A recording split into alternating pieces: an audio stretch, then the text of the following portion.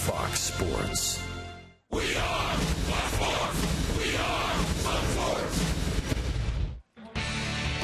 The Yankees have broken out the big bats versus the Rays the past two nights, with A-Rod blasting 2 home runs Friday night. And last night, Chris Young's grand slam sealed the second straight win for New York. Today, rookie right-hander Matt Andriese goes to the hill, looking to get the Rays back on the winning track.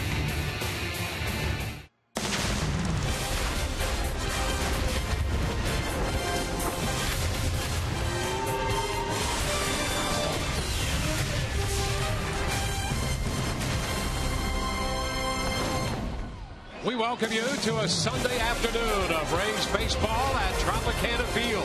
On tap, Game 3 of the series between the Rays and the New York Yankees. Hi again, everyone, and welcome to the Trop with Brian Anderson, Dwayne Stats. Great to have you aboard. Rays have dropped the first 2 games of this series to the Yankees. They have not been swept here at Tropicana Field by New York in a 3-game series since September of 2005. And as the Rays attempt to avoid that today, 2 young right-handers square off on the mound. Yeah, let's start with the Rays. And you have right-hander Matt Andriese, the rookie, coming off his first start of his major league career. And I think all things considered, he did a great job of battling. You see, the line is not pretty, but you got to remember, he was on a low pitch count, and he was coming off of having thrown just 2 innings in the previous 2 weeks. The one thing that he will have to do today is set the tone. And I mean, this Yankee lineup who got hot last night late in the game, he may have to make a couple of guys uncomfortable. He'll face off with Michael Pineda. It's been a mixed bag so far for Michael. One very good start, one start not so good. The one thing that we do know, the big right-hander has tremendous stuff, and he is a strike thrower. 76 in the 3rd innings last year, just 7 walks. I would fully expect the Rays lineup to attack him early this afternoon. And in another piece of business for the Rays, a roster move. Grant Balfour has been designated for assignment. And with more on that when we return, we'll hear from Todd Callis.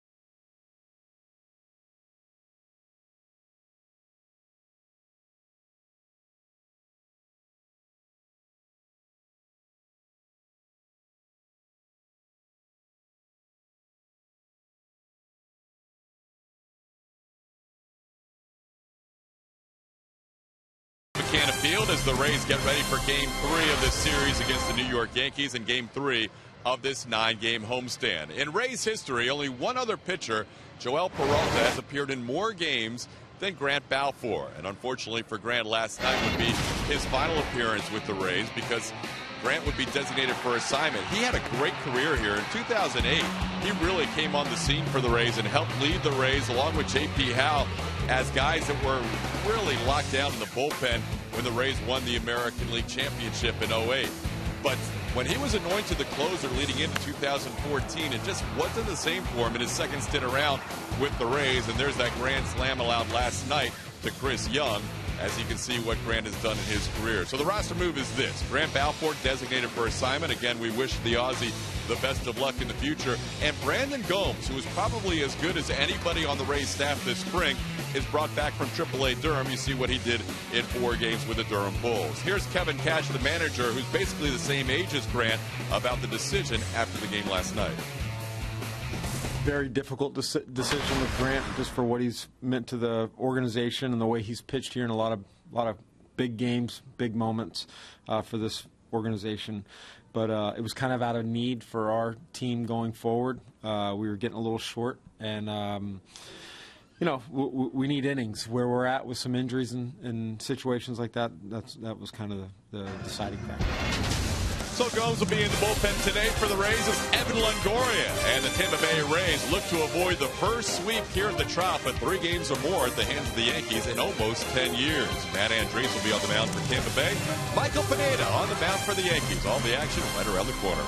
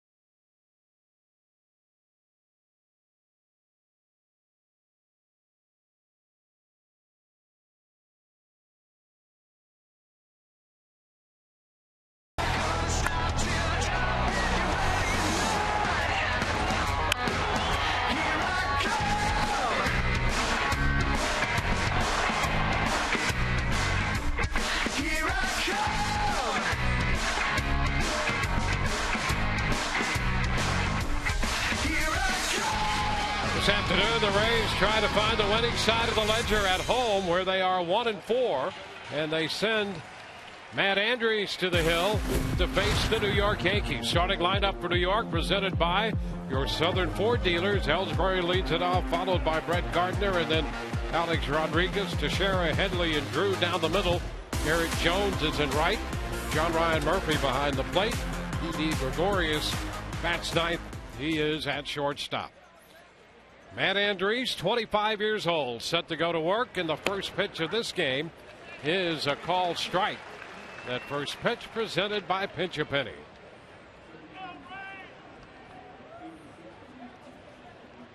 Ellsbury hitting .273 to start the day. 1-1. Well, the one thing that you expect this afternoon from Matt Andriese, number one, to get deeper into a game. He was on a low pitch count in his first start, and also to be a little bit more refined. There's a line drive just out of the reach of Beckham, and a base hit into right for Ellsbury. Key for Andriese to keep the ball down. Keep the ball down, use those infielders, and this was a breaking ball that really just swept across the plate right into the swing of Ellsbury. Dropped it right onto the bat head. He's able to get it just out of the reach of Tim Beckham out at second base, and the Yankees with a leadoff man aboard, a man who you got to keep an eye over at first base with Jacoby Ellsbury. 39 out of 44 stolen bases last year, already has a couple this season. The Yankees had a big offensive night last night. 9 runs, 10 hits. There's Brett Gardner.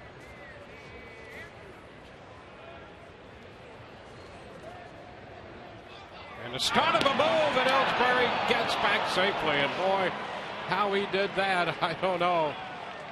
He started to move, and now a balk's going to be called.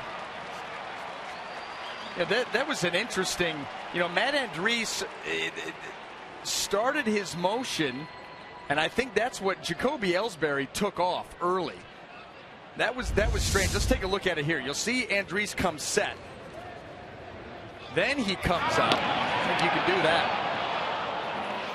Well, Bob Davidson is the umpire at third. He called the balk. He called one last night, too, near the end of the game. Right. Well, he wasn't going to go 2 straight games without getting one in. Yeah. And he's getting it out of the way early today. But you saw Andriese come up and come set, and then almost as if he was coming set again. And that's what Bob Davidson saw, and he was facing it with a right-handed pitcher on the mound. Yeah, if there's a balk in the building, Bob Davidson's going to find it. And he just did. B squared. Now watch him. Here he comes set. And then he's going to do it again. So that moves Ellsbury up to second base. Oh, and by the way, Ellsbury was going. Yeah. After he came set and then started to move again, Ellsbury was off to the races. Bob Davidson, he was behind the plate last night.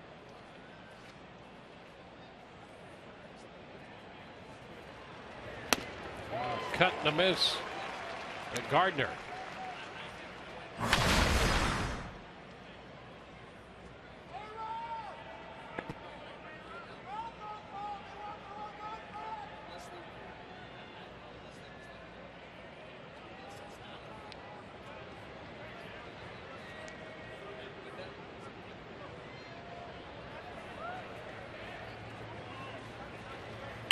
The bunt. Longoria bare hands and throws it over to third base goes Ellsbury.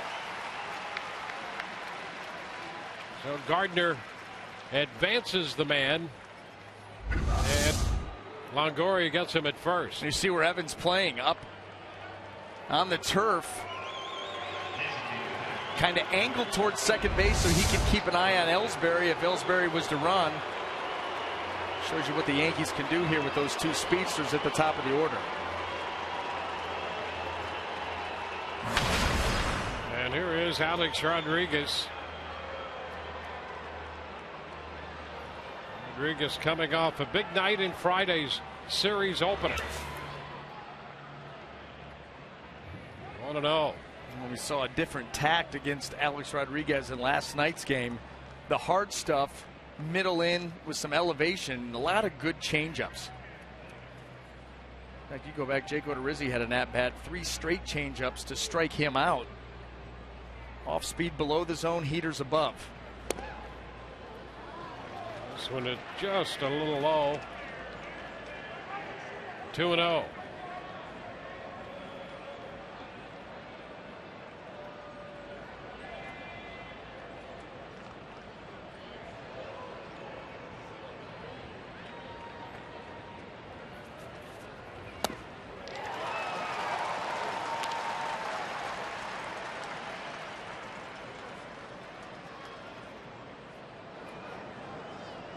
Last night's game was scoreless through the first 5, and the Yankees with a couple in the 6th and broke it open in the 7th.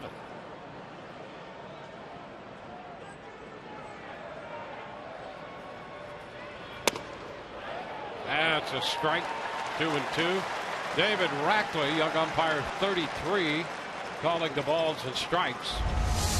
Well, and this pitch comes after the swing and a miss, and then Rivera going through the signs, calling for a couple of other pitches. Andriese shook to that fastball. Now even up.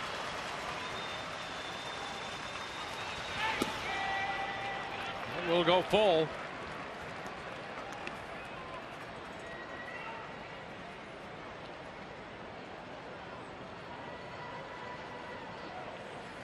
Ellsbury opened with a single, balked to second, bunted over to third, there with 1 out.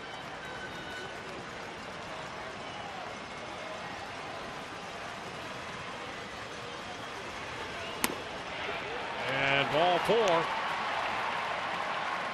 Puts men on the corners. Well, let's take a quick look at the Rays defense as it lines up this afternoon, brought to you by BMW. The outfield left to right, you have Brandon Guyer, Desmond Jennings, and Steven Souza Jr. Across the infield, third to first, Evan Longoria, Asdrubal Cabrera, Tim Beckham, and Alan Dykstra. Rene Rivera behind the dish.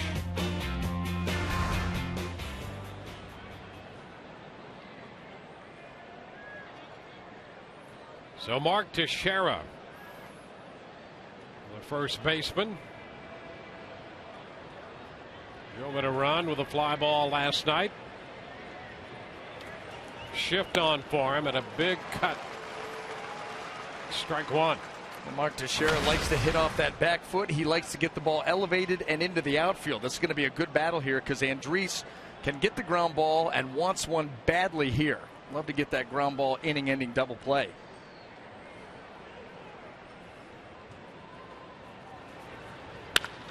Fly ball into right. Sousa's going to make the catch. And now throw back to first in there, and tagging and scoring is Ellsbury. Rodriguez took off and was about halfway between first and second. That would have been interesting. A good throw to first on the money. Yeah, they did have a shot. They absolutely had a shot because Alex Rodriguez ventured too far off of first. First things first, Mark Teixeira does get one elevated. You see how far Alex Rodriguez was off, and Steven Souza Jr. was thinking the right way, and Teixeira asking his partner out there, what are you thinking? The Yankees got a run in the first. Chase Headley fouls it right back into the screen.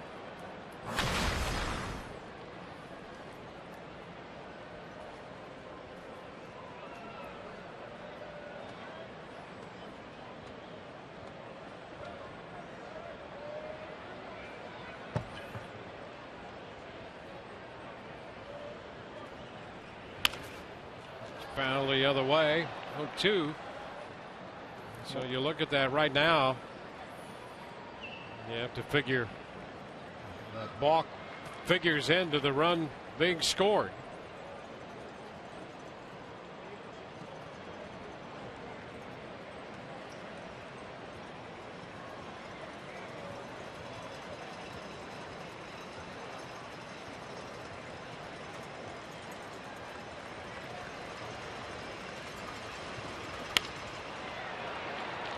The other way foul. Headley just serving it down toward the bullpen.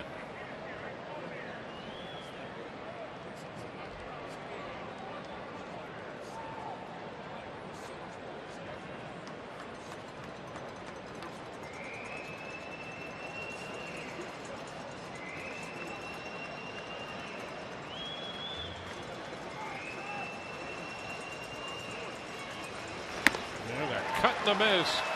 Headley out on strikes. We'll go to the bottom of the first. New York with a run in their half.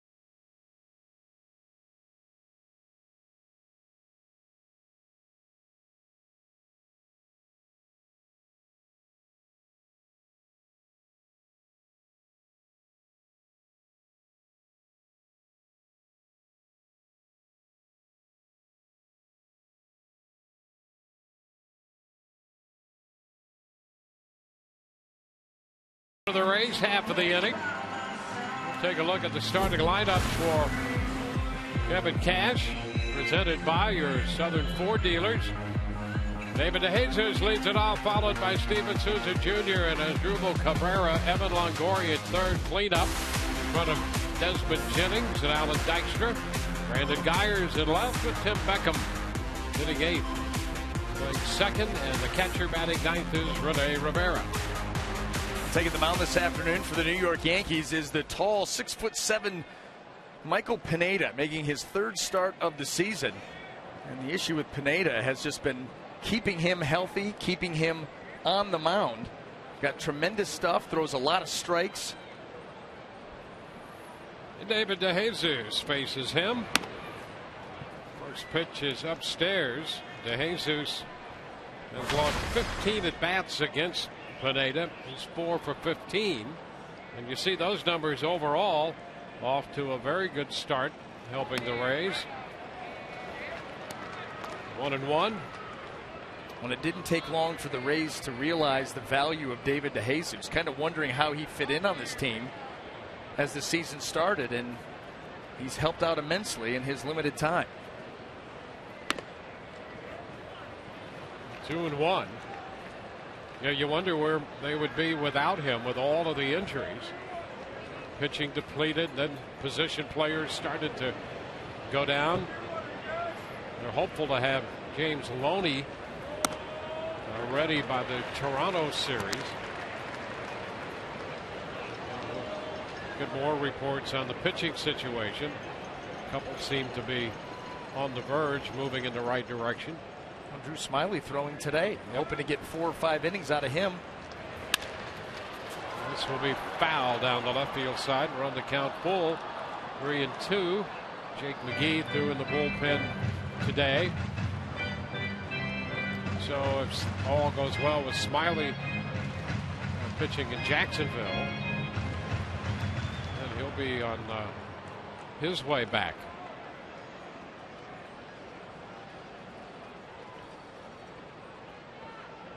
That potentially, I guess, could be on this homestand. Up here, Loney and Smiley have a chance to be ready for the Blue Jays.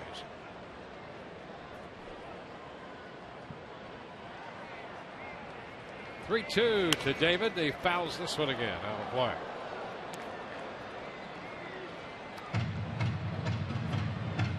Pineda, fastball, slider, changeup. There'll be times where he'll change that slider, just change the shape of it a little bit. Comes in more like a cutter.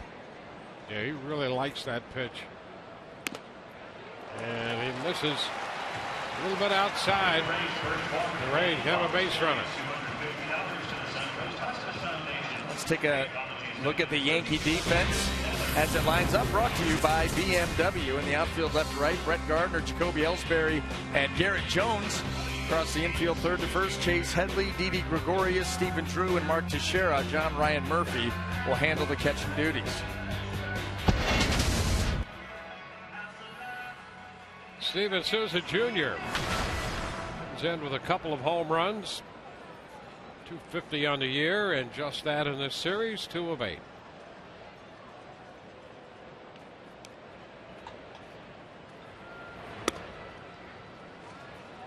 Ball 1. If Michael Pineda is going to give you a free pass, Rays need to do something with that. Get this offense going. This is a guy who only walked 7 hitters last year in 76 in the third innings. Had 1 walk this season in his 2 starts, 12 and a third, and walks the leadoff man DeJesus. Foul ball back, 1-1, and he's been pretty good at halting a running game. Actually, better than pretty good. In his career, he's given up 15 steals and 15 caught stealings. For a right-hander, excellent numbers.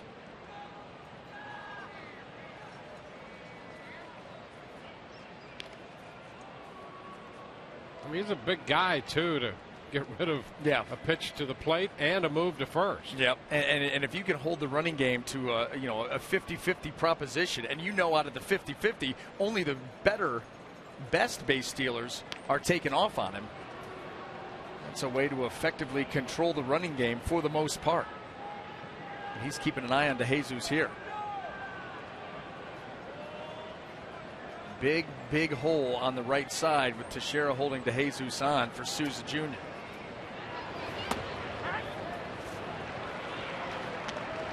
All 2 strikes. There's the slider. He'll front door it. He'll run it away from the right-handers. Talked about him changing the shape. Sometimes it comes in more like a cutter. Steven Souza can get something out away from him right now. Steven Drew is hugging that bag at second. High fly ball back into left. Gardner's going to go to the wall for it. Reaching, and it is gone. Steven Souza Jr. hits one into the front row and left, and the Rays take a 2-1 lead. I'm going to tell you something right now. That home run speaks to Steven Souza Jr.'s strength more than the blast that he hit in Toronto. And the reason why is off the bat, that looked as routine of a fly ball to left field as you're going to get. But the carry that he was able to get shows you how much backspin and how strong he is. The shortstop, number 13. Looked like a little bit out in front and underneath. Had tremendous height, and it just doesn't come down. So it's safely in the stands. 3rd home run of the year for Souza.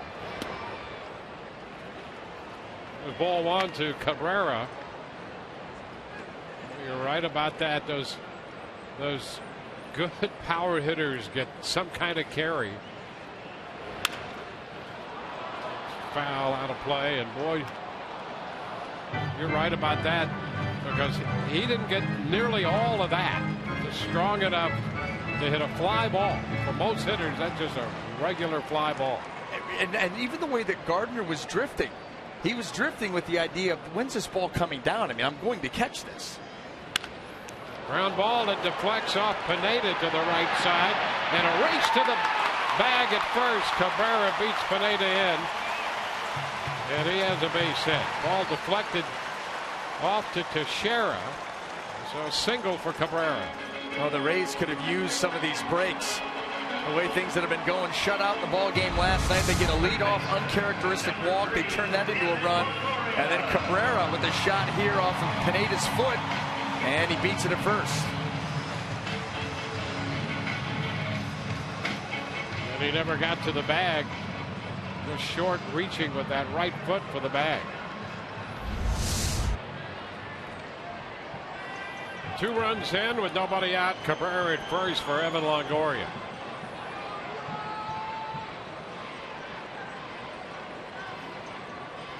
Evan has never had a hit off Pineda in 11 official at-bats. 0 for 11.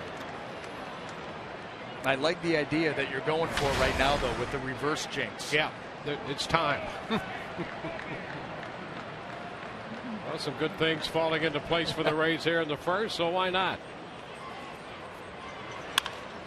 There's a backhanded play at third by Headley, and out at second base. Headley, ball just not hit hard enough to get by him. Still, a superb play by Headley at third. Chase Headley can play a little bit of third base, and Evan Longoria making a bid up the line. You see Headley able to get over to it, get to his feet. Get that ball over to Steven Drew at second base to get Cabrera the lead runner.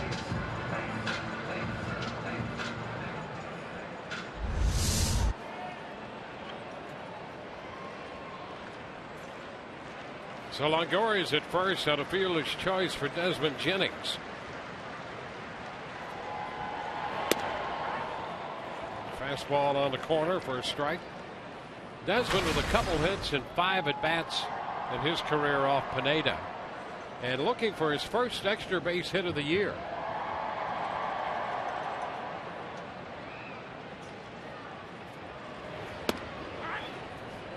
Puts him down 0-2. And the way that he swung the bat in spring training, hard to believe that he's sitting in that position 2 weeks into the season, because he tore the cover off the baseball from beginning to end through the month of March. Headley at third, down to second, 1. First base safe there. I'll tell you what, that's one of those plays where when you see it hit, you think, okay, the Yankees have a chance to turn this, even with Desmond running. But Chase Headley took his good old time getting that ball over to second base. Everything was slow on that turn for the Yankees, and that allowed Desmond Jennings to beat it. And I'll tell you what, Desmond Jennings probably not real happy with this at-bat, but as he's able to beat out the double play, now's your opportunity. You want to maybe press your luck here, think about stealing. You got the lead. Well, why not? You're leading. He's 4 or 5 in that department. Dykstra up here takes a breaking pitch for a strike.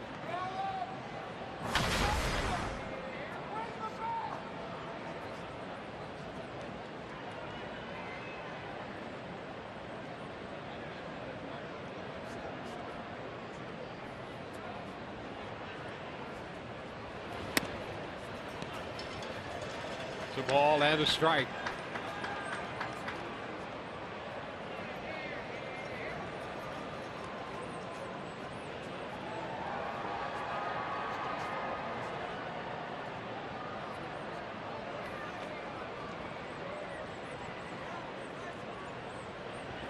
Starting to stop by Desmond off first.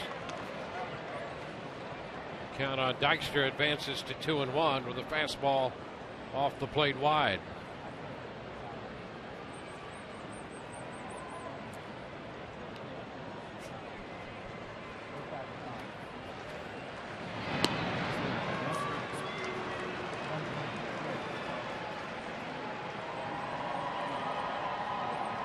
Yankees with a run in the first. The Rays answer with 2 in their half of the inning.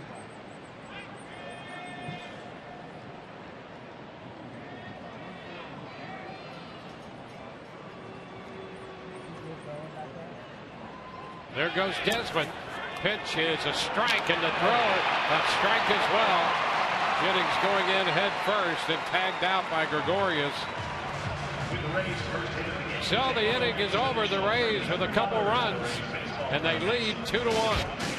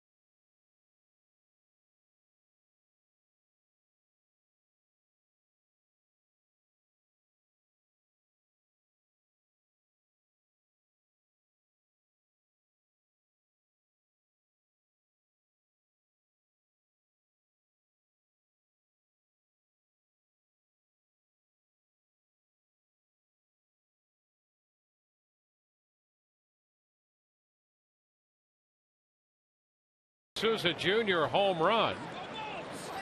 We go to the second with Stephen Drew leading off. An appetizer here early in the game. Tell you what, cotton candy has played a prominent role on early season telecasts. Stephen Drew takes the pitch away. Rays have the shift on. Have you ever seen it made? Oh, yeah. Right? Those big tubs. 2-0. Amazing what you could do with pure sugar. Yeah, and you know, matches the hat. Yeah, you've got a match. You got the blue earlier. Now the cap, pink. You got to have some pink cotton candy. 2-1 here on Drew. We're still talking about Souza's home run between half innings here and how impressive that home run was. First row, but to get that kind of carry and where he hit it. In this building, you know, it's not like this is a hitter's paradise. You know, you're thinking maybe if that's a wind aided or it's a hot day and you get that carry, okay. But in this building, he was a little bit out in front, got underneath it, and that just speaks to his strength. That ball just kept carrying, and that was impressive. Andres walks Drew. You don't want to start doing that to the leadoff guy with a 1-run lead. Garrett Jones will be up. Yeah, you get a climate-controlled building like this, you're not going to get a lot of great carry. And you're right. If it's humid, ball's going to carry a little more. But his strength, because he did not square that one up by any means. He still got it out. Imagine if he had.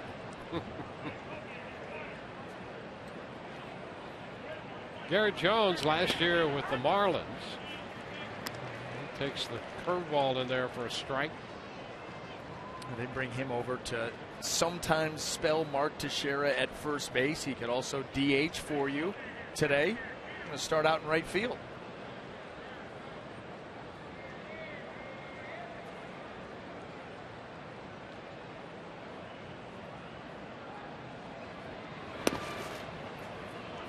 It's a ball and a strike.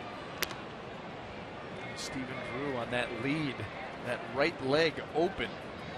That allows for a clear path for a jump and or potential stolen base attempt. He's not squared off towards second base. Keep that lead leg, that hip leaked open just a little bit. Cut the miss. If we get a chance, we might want to show Andres balk. Yeah. And then his normal delivery out of the stretch. There are some similarities, but much more exaggerated on the one that he got called on.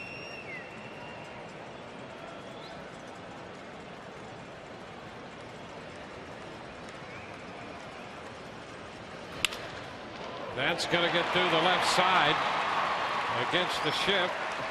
Jones with a base hit. 2 men on now with nobody out. Catcher, number 66, John Ryan Murphy. So a couple hits and 2 walks allowed by Andres. Gave up a run in the first. Evan in from third.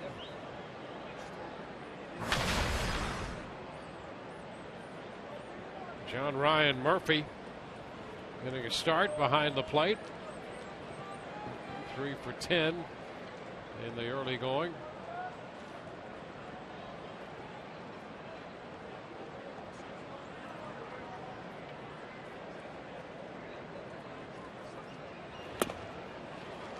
Strike one.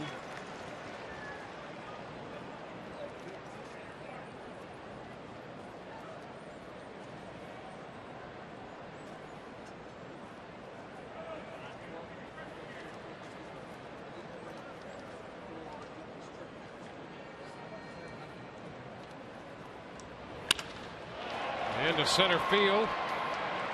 Jennings on the catch. The runners will hang on. Drew went back to tag but stays there. Ball loose on the infield but corralled by Longoria. That's the first out. Shortstop, number 18. Well, the Rays would love to get 5 from Andres today.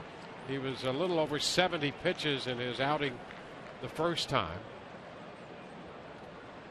Well, and he'll be turned loose in this start. You know, that was a little over 70 in that start against the Blue Jays, coming off of a 2-week span where he threw a total of 2 innings. So you think, how sharp is a guy going to be and how deep will he be able to go? Well, once you get up over the 70 pitch mark, now you're looking at, you know, mid 80s, 90, 95, whatever he can handle if he can maintain his stuff. And that's something that throughout his career in the minor leagues, he has shown the ability to maintain stuff deep into game and be durable. Gregorius with a 1-strike count.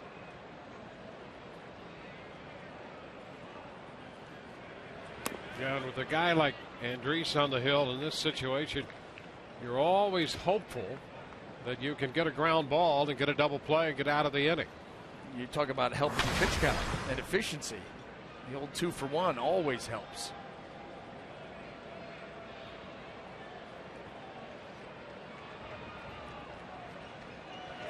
Ground ball. Andriese to second for 1. First base 2. There's the double play. Yankees out. They do not score. The comebacker to the Hills starts the double play. The Rays will have a 2-1 lead as we go to the bottom of the second.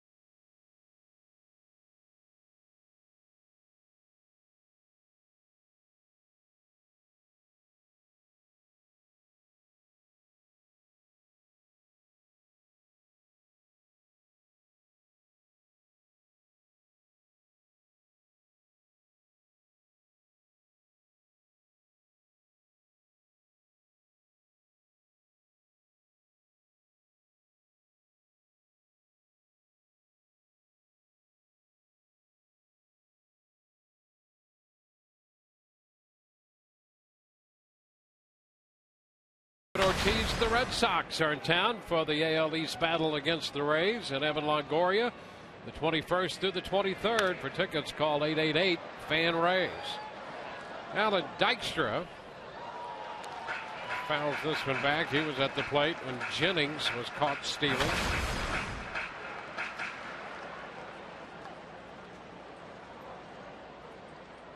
Dykstra, Geyer, and Beckham. Pitch is 1-1. Those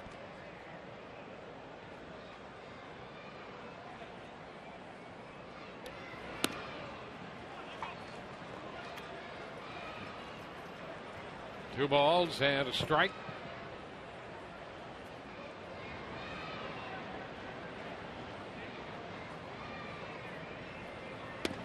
Cut the miss. It's 2-2.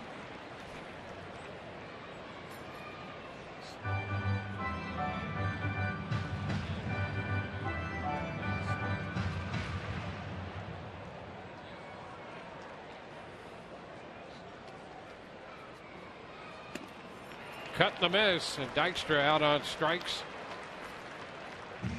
Pineda picks up his first strikeout of the game. A nasty slider here by Pineda. See his fingers on the outside of it, and it's 6'7", and that arm angle, you get a little bit of the depth and you get the real sweeping action. You can really fling that ball up there, put a lot of movement on it, one way or the other.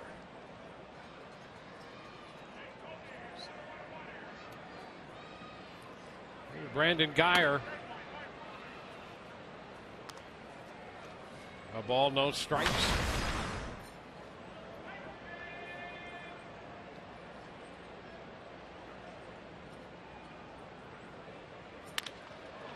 Lifted into right, and Jones will come in a few steps. 2 up and 2 down. Tigers have taken a 4-0 lead in the first at home on the White Sox on a grand slam by Cespedes. Well, the Tigers, what a start. How about it? You know, you figured that the American League Central was a division where Chicago improved, Cleveland a solid team. The Kansas City Royals went to the World Series last year. Minnesota Twins trying to build, but bringing up the rear, at least in the early season prognostications. And going to be a tough division, a tough race all the way to the end, back and forth. And the Tigers have jumped out and served notice that this is our division. If you want it, you're going to have to chase us down. Yeah, you're right. The White Sox, they'd made some changes and were very optimistic about their chances. And Tigers start the day 9-2 and have a 4-0 or 9-2 and have a 4-0 lead today over the White Sox. Cut and a miss. Beckham ahead in the count. Gave it a shot on that fastball. Yeah, and that we've seen a couple of those in the 91, 92, and it almost appeared to be cutting. Slight cut. That arm angle can create a lot of movement. We talked about that on the slider. Also the traditional fastball, and when he will cut it. Picks up the zone out there. Yep. Just on the edge. Well, the Yankees have waited a while for Pineda to get healthy after they got him from Seattle. Here's a look at that last pitch. Well, it starts on one side of the plate, ends on the corner of the other. That's why he loves that slider so much. Base hit in the hole between short and third. Now Beckham singled off that pitch. I got an idea on a new pace of play rule. In the spirit of speeding up the game, Tim Beckham ought to go to the plate and just announce, you know what, just make it a 2-2 count, everything's fair, and I'll go from there. Because he has been dynamite with 2 strikes. Yeah, and we have seen him that way, even with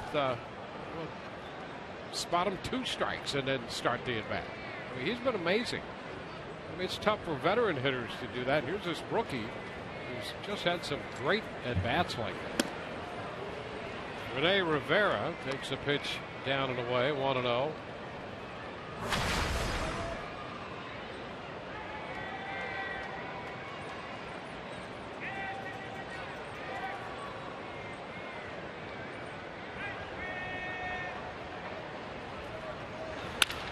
Ground ball short. Gregarious takes it to Drew on the force and will head into the third. Rays 2, New York 1.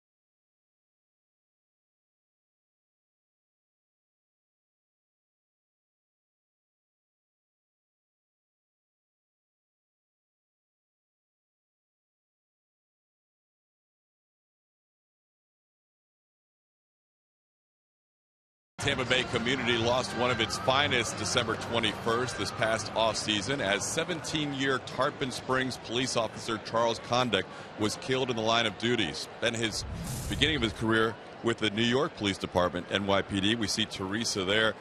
6 kids he left behind, and Alina, one of the 6 children, threw out the first pitch, the ceremonial first pitch before today's game. And then the badge number, 285, the call sign was honored here, and it's on the wall along with the numbers for former St. Petersburg officers Jeffrey Lazowitz, David Crawford, and Sergeant Tom Batinger. So appreciate the Condick family being here, and he will always be remembered at Tropicana Field, guys. All right, Todd, thank you. They keep us safe. Ellsbury singles up the middle. And he is 2 for 2, a leadoff base hit here in the 3rd.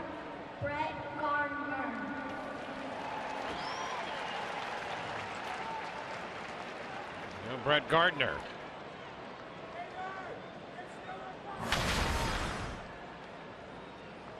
Gardner put down the bunt, a sacrifice in the first, up here in a similar situation.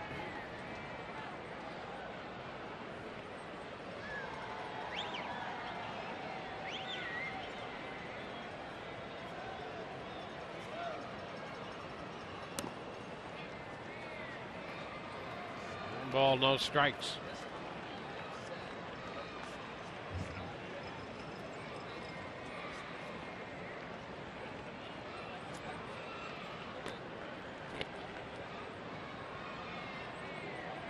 Gardner, 296 in this early season. He's back in the lineup. He had a bone bruise on his wrist.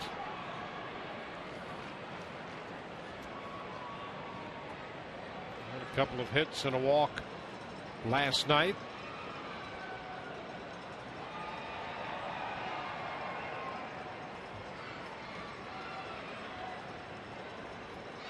There goes the runner. And the throw in time this time. Boy, perfect throw down there.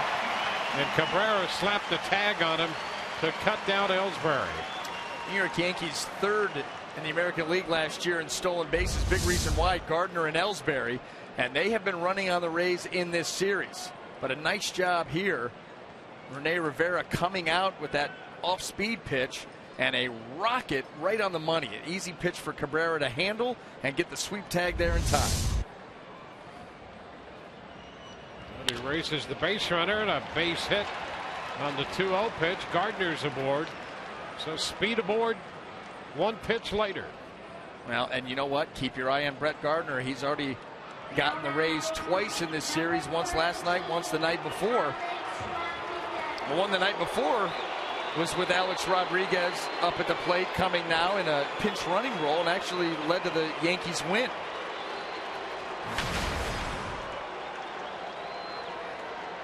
And an interesting setup here defensively. Tim Beckham is on the shortstop side of second base. So if Gardner does go, he's going to have to be the guy that covers. He's right here. So Rodriguez, who walked in the first, hits in the 3rd, 1 on, 1 out. The pitch is low.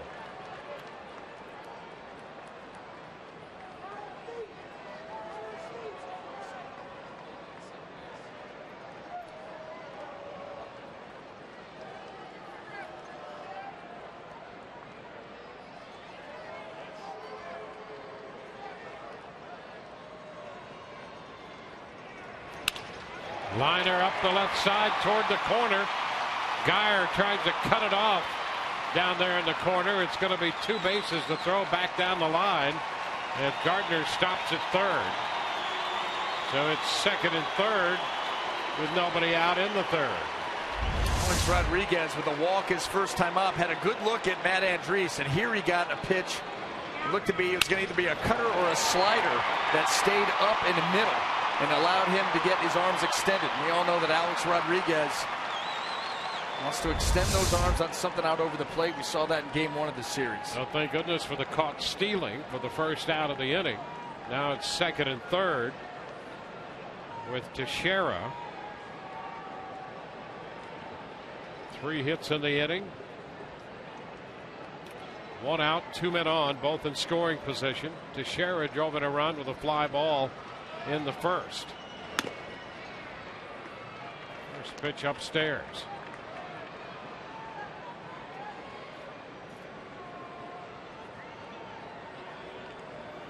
Seven runs batted in for Teixeira, and he has 3 of the 17 New York home runs this year.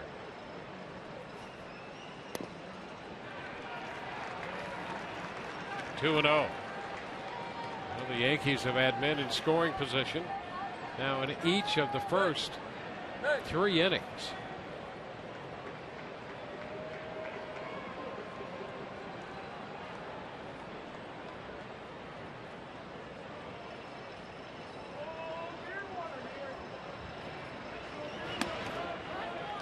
That's a strike. 2-1. Beckham, a couple of steps into the outfield, shaded toward the hole, and Cabrera at short, shaded toward the middle. I mean, not as extreme as we've seen for obvious reasons. It's 3 balls and a strike. You know, it used to be when you played a shift on somebody or even shaded a little bit on somebody, you would pitch them that way. But the way that it works now, there's so much data out there that you can pitch a guy away and play him to pull, and he'll still do it most of the time. That isn't the norm. It used to be you pitch him away, he'd hit that ball the other way. Ground ball. Beckham's going to take care of this. The run will score. Gardner crosses the plate to tie the game. Teixeira driving in the second run of the day for New York. Mark Teixeira, all he's thinking right there is get something over to the right side. Love to get a base hit. He did that, tied up the game, but you know, like I said, it used to be you had to pitch to the shift if you wanted it to work. Now you just pitch. Let the shift take care of itself with all the data that's behind it.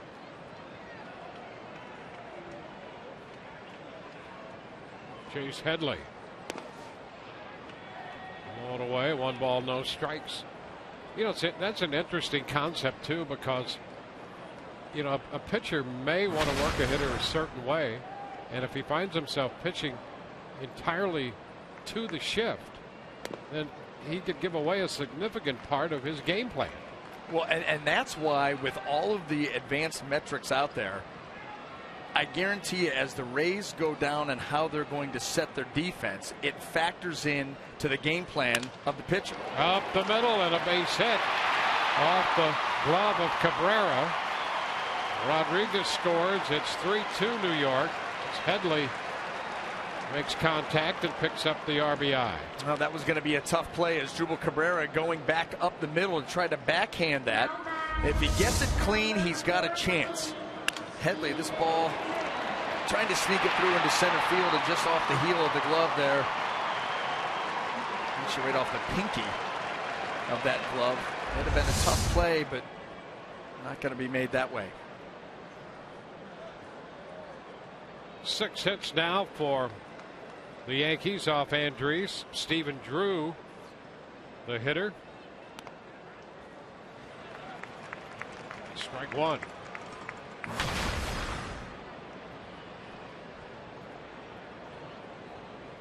And 6 hits and a couple walks.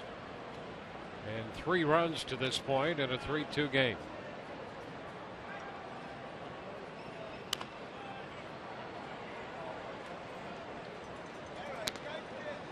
Two.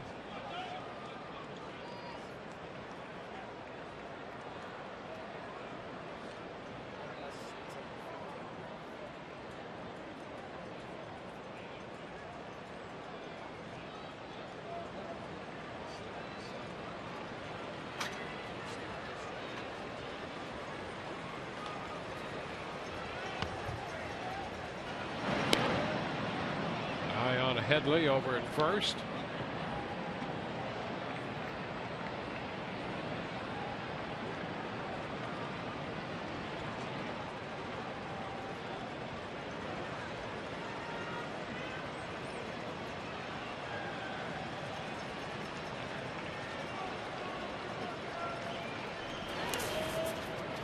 covered up there by Rivera. Nice job by the Rays catcher. Well, this Yankee lineup thus far making Matt Andriese work. We talked about the number of scoring opportunities that they've had. Got bailed out by a inning-ending double play last inning on a ground ball back to himself.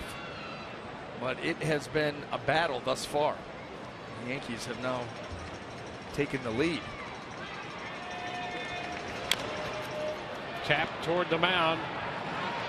Reese makes the throw to first to get Drew. Yankees score 2.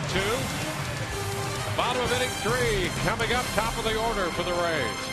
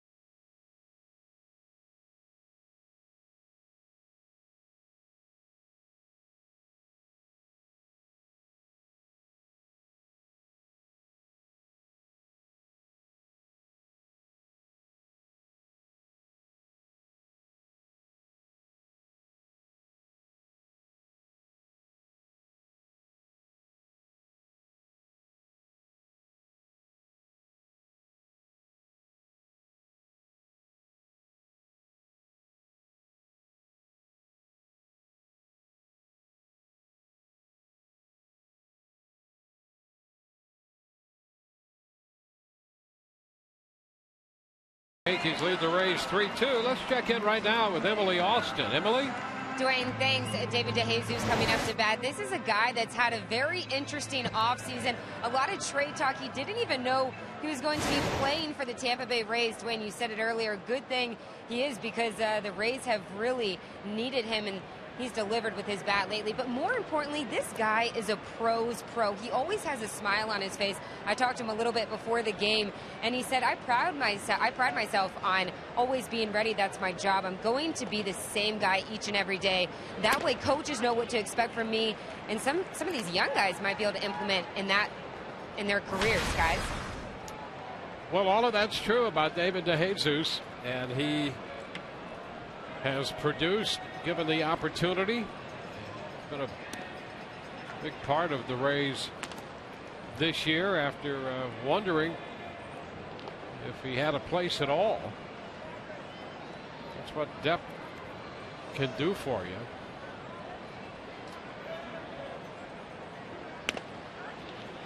Well, the other thing that's nice about DeJesus is he doesn't need to be managed.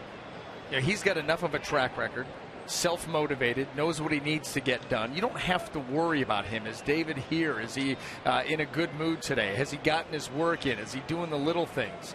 Manager doesn't have to worry. He knows that he's going to be ready to go on the call at all times. That's why I think, especially for this team, I know there's a lot of talk about moving him. He had the contract, probably not going to be a place for him, but they have 9 rookies right now on this team. How great is it to have a guy who can come in, do what he's supposed to do by example? He's not making any speeches. He just conducts himself properly, is prepared for whatever happens. And you'd love to have that presence in any clubhouse, particularly when you have so many young players around.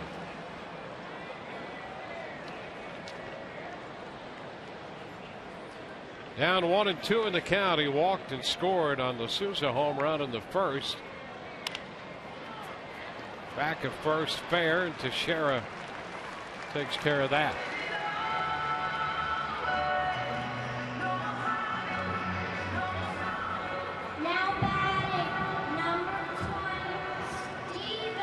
Steven Souza Jr. on his way to the plate. Connected in the first in a 1-2 pitch out of here. Off the end of the bat, breaking ball. You just don't get an appreciation for how high that ball was hit and the carry that he was able to get with it. That was good for 2 runs. Just foul outside the third base bag.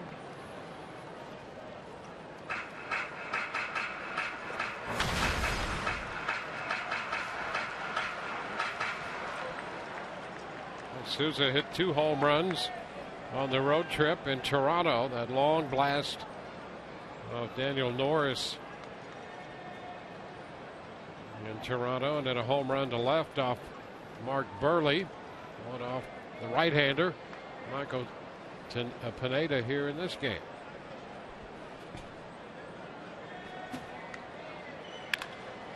Ground ball, that's going to go through the middle to the left of Gregorius. Souza is 2 for 2. Souza stands in the box up there like a scorpion. You got that bat wrapped around like a scorpion's tail, always looking to strike, and he hit that ball hard. Gregorius thinking maybe there's a chance he could get there with the dive, but that ball stung and shoots right back up the middle. Souza off to a great start here this afternoon. I like that. Like a scorpion's tail, ready to strike. You'll like it even more from the center field shot because he's there. He's up, just ready to unleash. Asdrubal Cabrera in the batter's box, and they always have to be concerned about Souza on the bases as well. 4 steals already this year.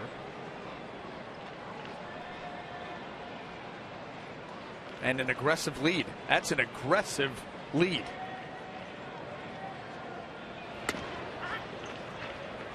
Strike to Cabrera. When you look at this field here and Tropicana Field and the cutout at first base, typically a good lead, that cutout is about right in the middle of a guy's stance. Watch Souza. He's getting that left foot. Right here's the cut. He may even get out further than that. Yes, he will. That's an aggressive lead. He'll draw the throw. And to draw that throw, you talk about a one-way lead. And that's where a base runner will get out so far, and he'll get out far enough that he's going to draw a throw. And all he's thinking is that first flinch, I'm getting back to first base. And that's why it's a one-way lead. See how far he can get. Recognize Pineda's move. He's still deep out there.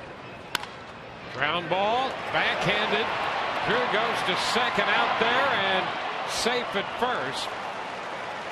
Nice backhand play by Drew to start the force play to Gregorius.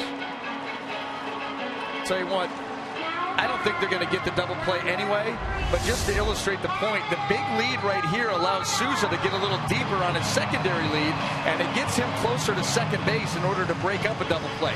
Didn't really come into play there, but down the road, you'll see him break up double plays just because of the aggressiveness of his lead.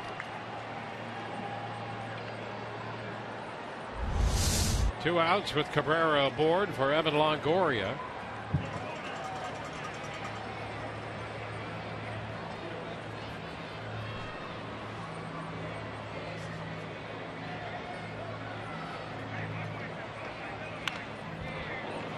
Strike one, a foul ball into the top of the net.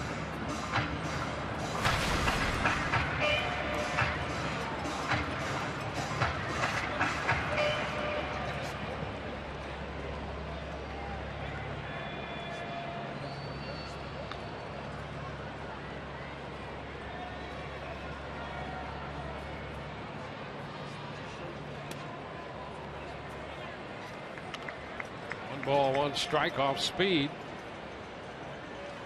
And action in the bullpen. Steve Geltz is up. I'm going to start going with Scorpion for Souza Jr. and Swiss Army Knife for Steve Geltz. Yeah, he does it all. 2-1. Yeah, he could be in the game at any time. He started, he could be at the beginning, at the back end, and anywhere in between. What an asset it is to have a guy who could do it all. I love him. Yeah. I love him. He's becoming a favorite. Fly ball. Ellsbury backing up and with a lot of room makes the catch. Rays are finished in the third. On to the fourth. 3-2 New York.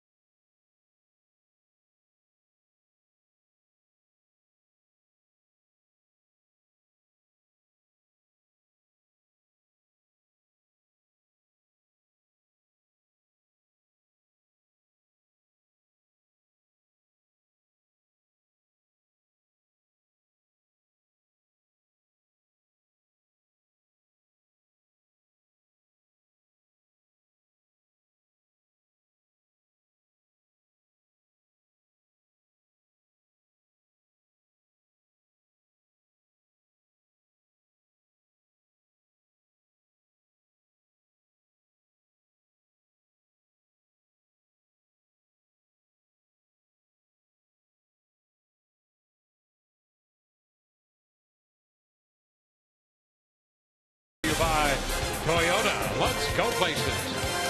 And by Geico. 15 minutes could save you 15% or more on car insurance. Visit us at geico.com or call 1-800-947-AUTO.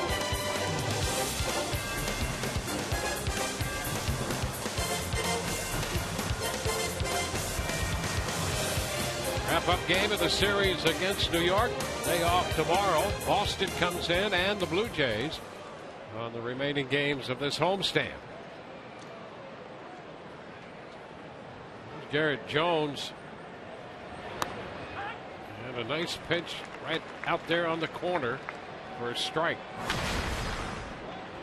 Matt Andriese has given up 3 runs, 6 hits through 3 innings. On 1. And you hope at this point Matt Andriese is able to settle in, get some outs here, quick outs, get that offense back in the dugout ready to go. It's still just a 1-run deficit. Liner into center, charged by Jennings, and that ball skips by him. Souza's going to have to chase it to the track. Jones on his way to third and is in there standing up. Well, Jennings went for it all and came up short. That's the risk. That's the risk that you run on these types of plays. If you're going to go for it, if you don't get there, that's what can happen. It skips by you, and at that point, it becomes either triple or inside the park home run. Desmond's going down a few inches short, and that ball is able to skip up and over the glove, and Garrett Jones with a leadoff triple. So now in a 1-run deficit, the man at third, Rays pull the infield up. And John Ryan Murphy is the hitter. Pitch inside, 1-0. Well, you're going to need something special to happen here. Runner on third, nobody out. Matt Andriese, we've talked about it ad nauseum, his ability to get ground balls. He's going to have to get one right here and hopefully right at somebody. Strike call, 1-1. Get to 2 strikes, you start thinking about going for that strikeout. Right now, you're thinking something on the ground. There's a fly ball. Jennings back to catch it, and the tag. Jones comes home from third with run number 4. It's 4-2. Murphy delivers the fly ball and the RBI. Well, we've not seen Matt Andriese today utilizing the bottom half of the strike zone as much as he would have liked.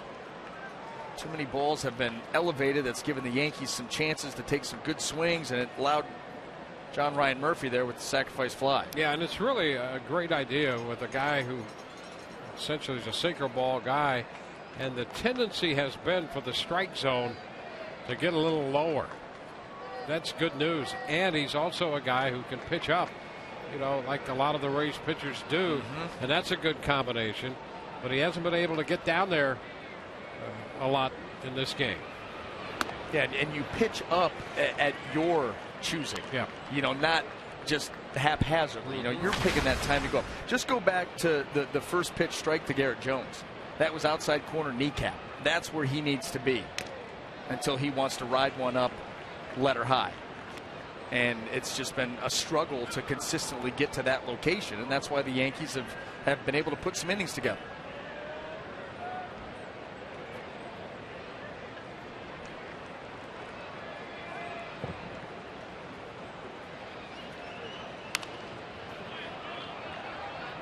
Gregorius fouls it away.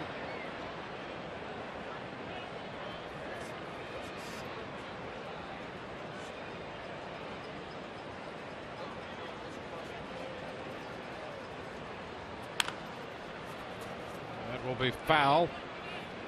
Holds the count at a ball and 2 strikes.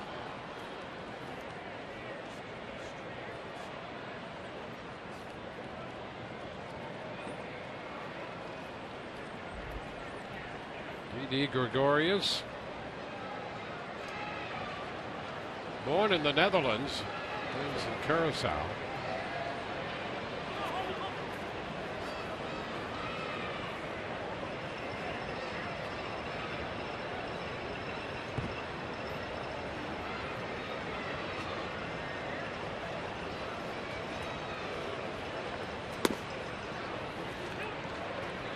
Two balls, 2 strikes.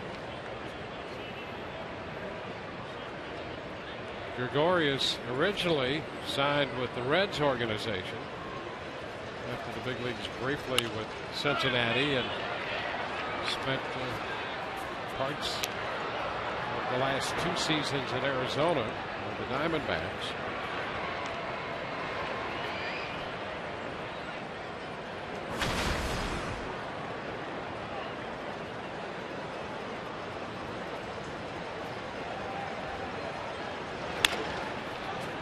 Right side, skips by Dykstra. Beckham there, and the throw to Andriese covering is backed up by Rivera. And Gregorius gets a base hit. Going to be a tough play once the chopper gets by Dykstra, because Beckham's got to go so far in the hole, and Gregorius getting a head start up the line and then just not able to get there. The Yankee shortstop beats it out. Came up short, little gator arm. So Kevin Cash out to make a pitching change, and we'll be back in a moment.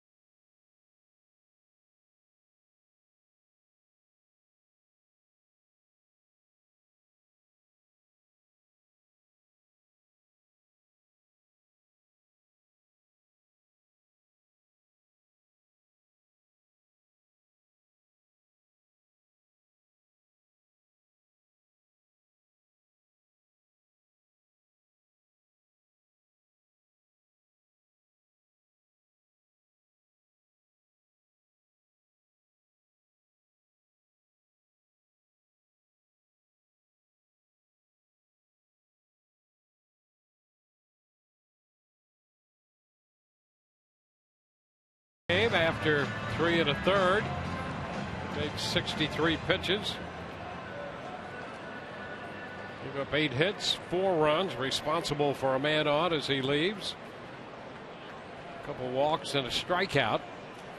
So not exactly what he was looking for today, but we didn't see truly the type of pitcher that he is today from Andriese. No, just erratic with command. Too many balls that caught a little too much plate and were elevated, and that's not typically the way that he pitches. So just one of those days. Frustrating.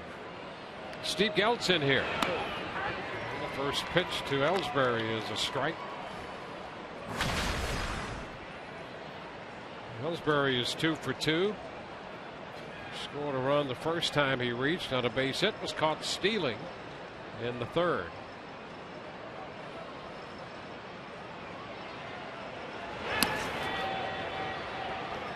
That's a strike on the appeal. There's Bob Davidson down there saying he went around. He did go a little bit too far, and look at Rene Rivera coming out of his crouch. Didi Gregorius is not a true base stealer, but he's a guy that the Yankees will pick their spots with as far as running. And we've seen one thing we've seen this entire series is they've been aggressive against the Rays. That was a great shot too when you see him leading off and you compare that lead with what you saw from Steve Souza Jr. Mm-hmm. Yep. That's why you say that the Souza Jr. lead, how aggressive it was. He had his left foot at the cutout. Let's see how far Gregorius gets. And not even quite there. The right foot at the cutout.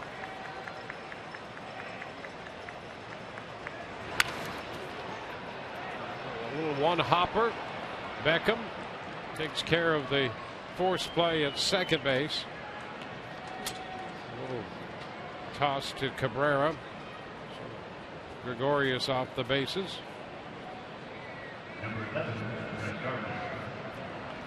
Ellsbury takes over.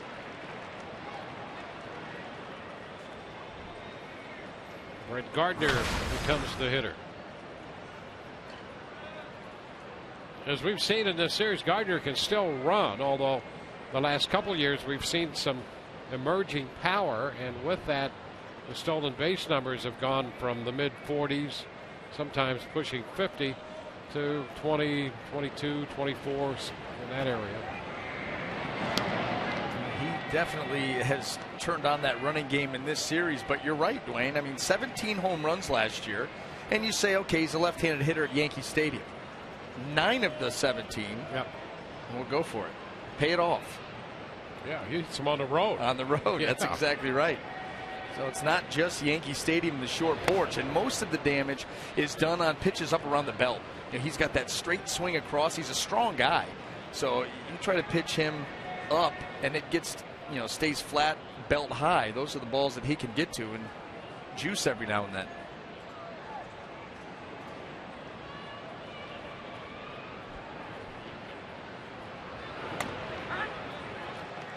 Geltz throws him a strike. It's 1-1.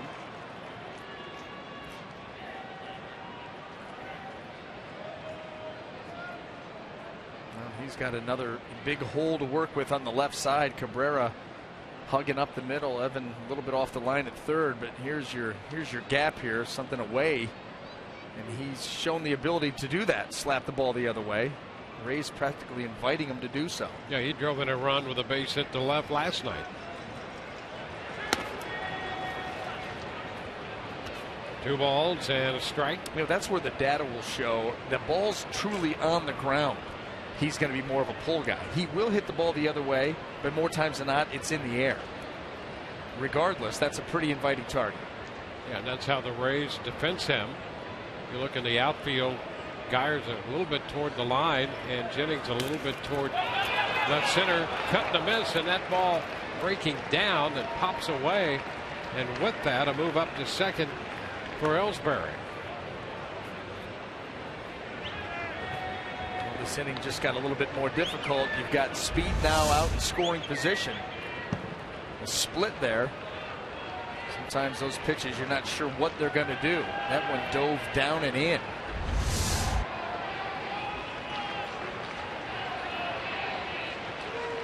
Geltz charged with a wild pitch.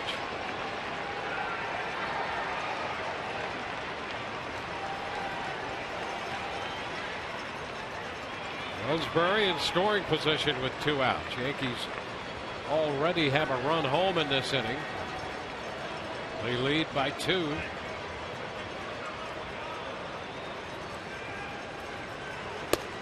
Cut and the miss. That'll take care of Gardner and the Yankees. 4-2 New York.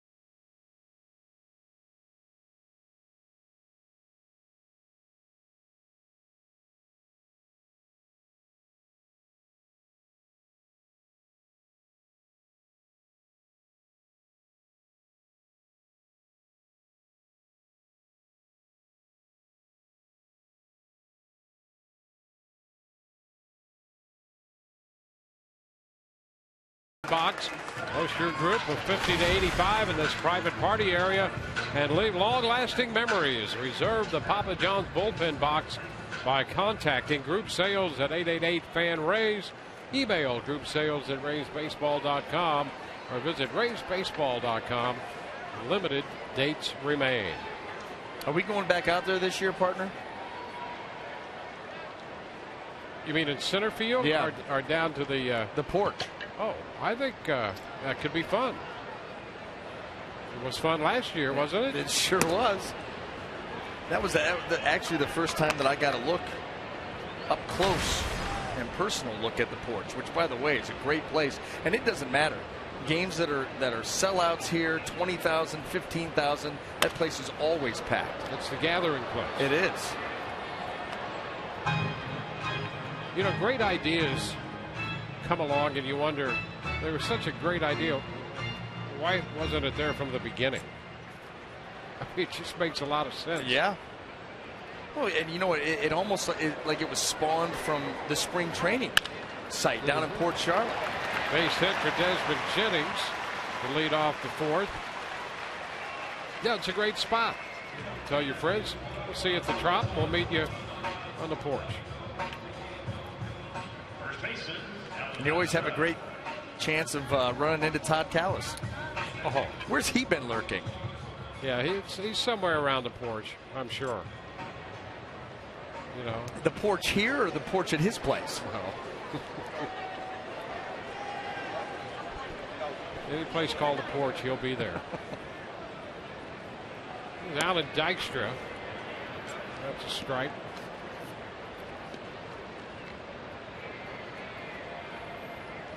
So the Rays with a base runner facing Michael Pineda. Pineda 1-1 in 4 career starts against the Rays coming into this game. A couple of those as a member of the Seattle Mariners.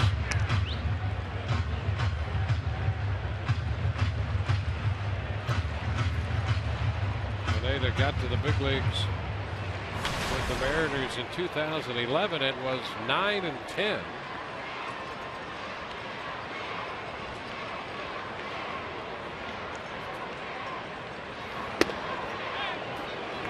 Off the plate. He got to the Mariners. He'd been in their system primarily in their lower level in the minor leagues, and then made 12 starts at AAA and found himself in the big leagues for the full season the next year, and was 9-10 in 28 starts.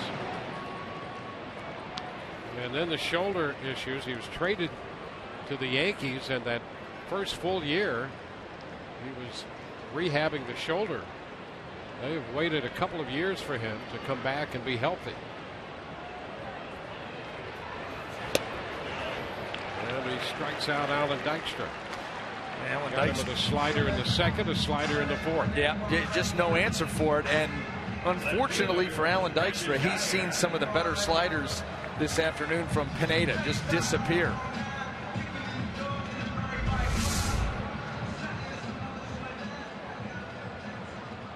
You think you have a beat on it, you have the speed of the pitch timed up, and just darts underneath your swing.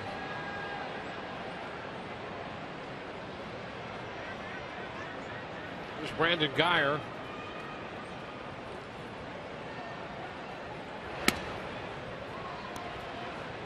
Ball, no strikes.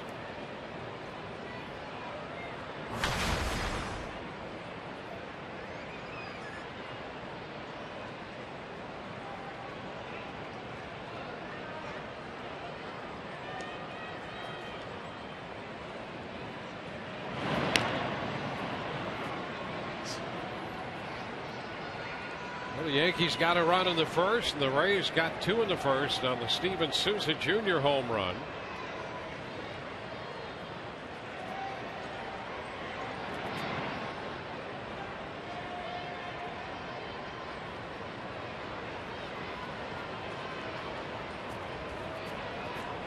Runner goes, and the pitch popped up. Foul ball right side to Shera, making the call. 2 gone, Guyer's out. Jennings back to first. Hey, get your stripes on. Saturday, April 25th, the Rays take on the Blue Jays, and all fans take home a Chris Archer bobblehead presented by Dex Imaging while supplies last. For tickets, call 888-FAN-RAYS or visit RaysBaseball.com. Rays up. He may need to go a size bigger on the hat. Got the stripes, though. Oh, gotta have the stripes. I like that look. A couple of the guys wearing it this afternoon. Sunday stripes. Tim Beckham takes the pitch for a ball, 1-0. And some guys have on the Sunday slacks. Tailored just right to the proper length so that you can still move.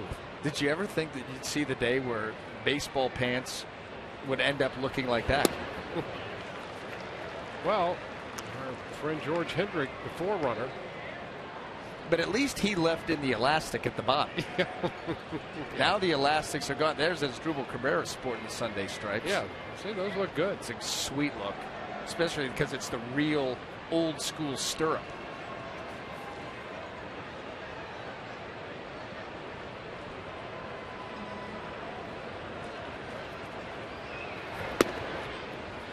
Two and one. He lays off that slider.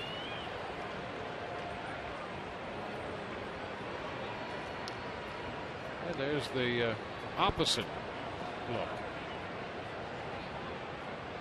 Guys love it.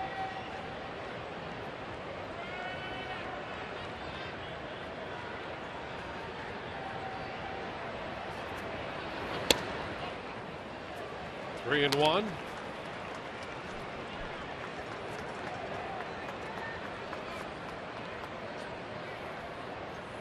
Jennings opened with a base hit. He's still at first with 2 outs.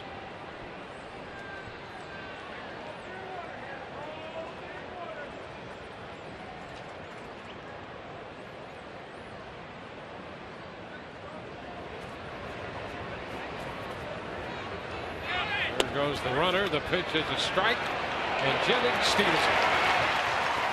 Desmond with a steal, number 5 on the year. Sometimes the timing of everything can put you in a position to throw out a base stealer, but the throw, in this case, A little bit too high. You got a chance here. Desmond with a good jump. John Ryan Murphy with the throw, but you see how far Stephen Drew has to go up to get that, and then it takes him too long to get the tag down. That's the pressure, though, that you put on a defense by going. Everything has to be perfect. Pitcher's delivery, the catcher coming out of his crouch, and he has to make an accurate, strong throw.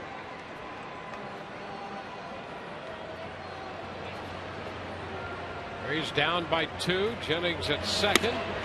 Cut and a miss. Beckham out on strikes. The Rays leave a man through 4, 4-2 New York.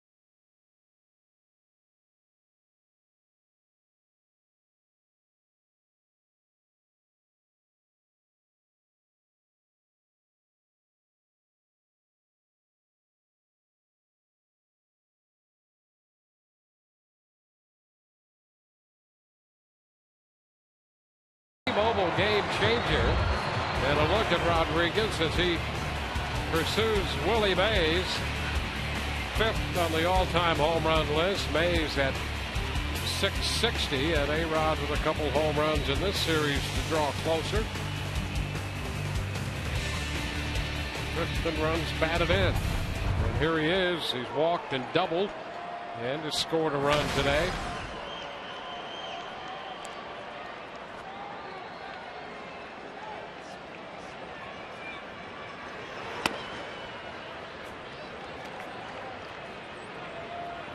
Ball, no strikes. Steve Geltz out there on the hill for the Rays.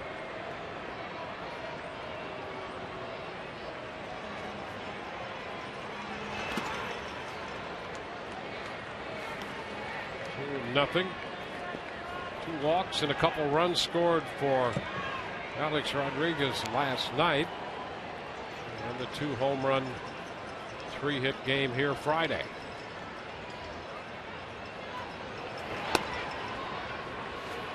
Wide. 3-0.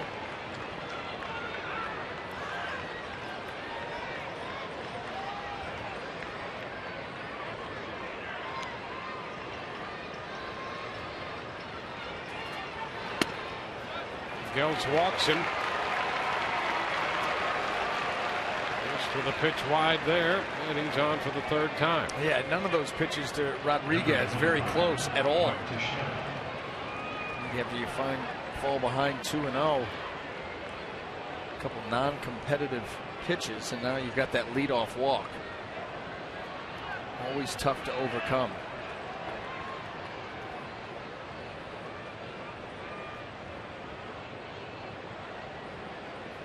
Now Mark Teixeira. The Yankees continue to get base runners. 1-0. They put the leadoff man on base in 5 consecutive innings now. And another pitch or 2 like that, you're going to see Jim Hickey pop out of that dugout. That was another, first pitch of the at-bat into the dirt. Not trying to do that. There you go. It's 1-1.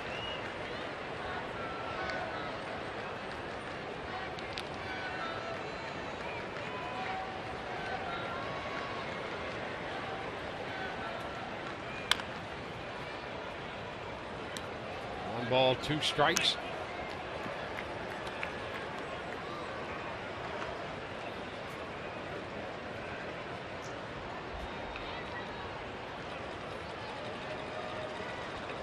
Baltimore at Boston. The game is tied 3-3 in the top of the 4th inning. Adam Jones and Ryan Flaherty have hit home runs. This one comes up on Dykstra. He'll take the out at first, and Rodriguez moves up to second. Off the bat, you're thinking opportunity here for a double play, but that ball off the glove of Dykstra, and he may have another bruise on his face. Where he got that one in batting practice, bunting when a foul ball came right up and got him.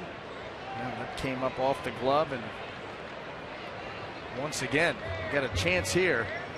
Jeez, the head's taking a beating.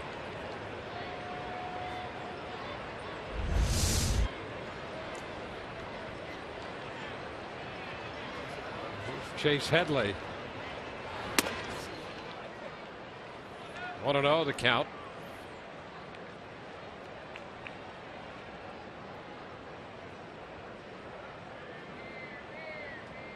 Headley drove in a run in the 3rd, struck out his first time up, facing Geltz for the first time in this game, and rips it down into the corner and right. That's going to score Rodriguez. Headley's on his way to second, and the Yankees now lead 5-2. Well, this was the fear coming in. You know, this Yankee lineup held in check for the majority of the game last night, but they blew it apart late. A couple of runs in the 6th. They scored 7 in the 7th. Start to build some confidence, and they've come out swinging the bats well in this game too. Had Matt Andreessen trouble throughout, and now have been able to plate one off of Geltz. Here's Stephen Drew.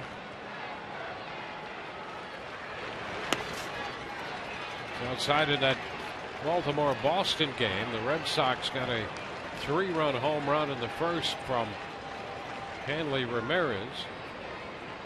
And again, that's in the on the bottom of the 4th, tied 3-3.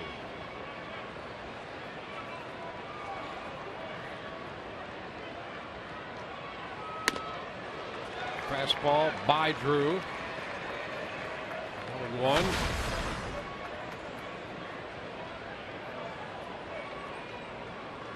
Drew hit his 3rd home run of the season in the 1st game of the series, number 100 of his career.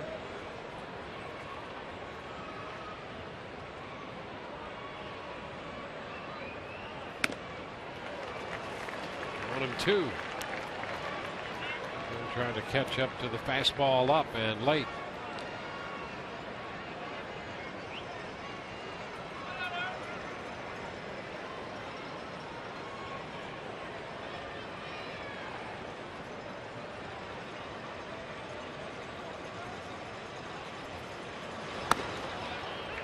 Two balls, 2 strikes.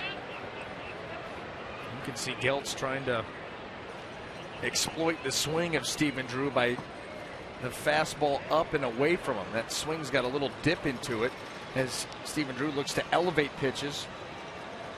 Hands high, the swing got a little bit of an uppercut to it, trying to stay over the top of it with the hard stuff. You see right there, tries to do it again. Now that's 4 in a row, and he has made no bones about the heater, middle away with a little bit of elevation. And that tells you right there that the Rays feel like there is a hole there for them to exploit. A pitch that they feel that Drew will go after and won't be able to do much with. Tough to get on top of.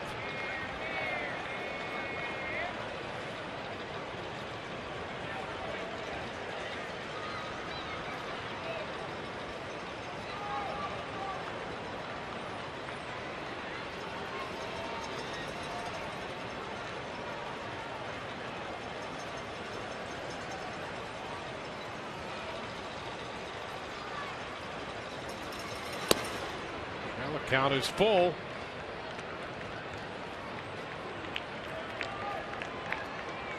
Geltz worked an inning Friday. Rays used 5 pitchers in that one and 4 in last night's game.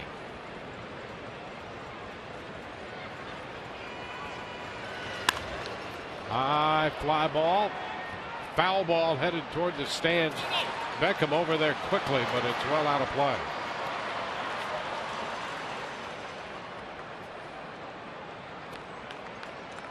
Rays will have a day off tomorrow. And then Boston in, followed by Toronto.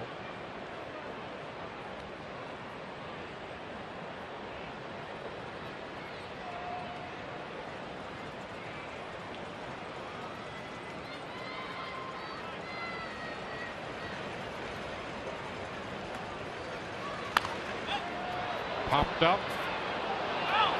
And it hits in foul territory upstairs there in the rigging, and the ball is dead, and it makes contact up there with the superstructure.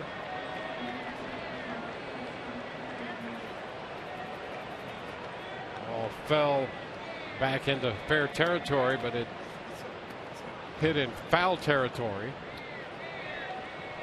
so it's dead.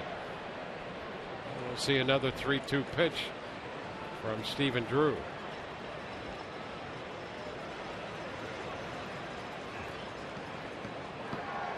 Yankees with another run in this inning. They've scored in 4 of the first 5. Every weeknight, don't miss MLB Whip Around on Fox Sports 1 with highlights, instant analysis, and live look-ins from around the league. MLB Whip Around is weeknights at 7 p.m. Eastern on Fox Sports 1 and streaming live on Fox Sports Go.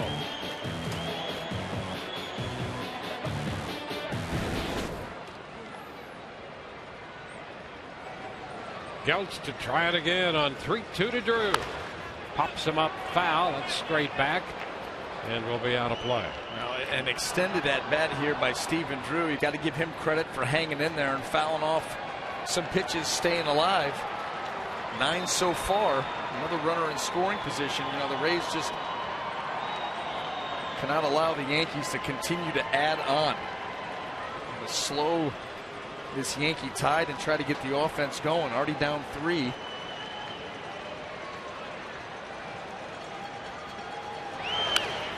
Again foul. Back and out of play. Well, Drew has one of those Tim Beckham at bats going. Yeah. 2 strikes early. You're absolutely right. Works it back full and then starts fouling pitches off. This becomes frustrating for Drew and Geltz, because I guarantee you that Drew, a couple of these pitches he feels like he should have hammered, and Geltz is thinking, where do I go next? And a foul ball again. He got a little wrinkle in that one up.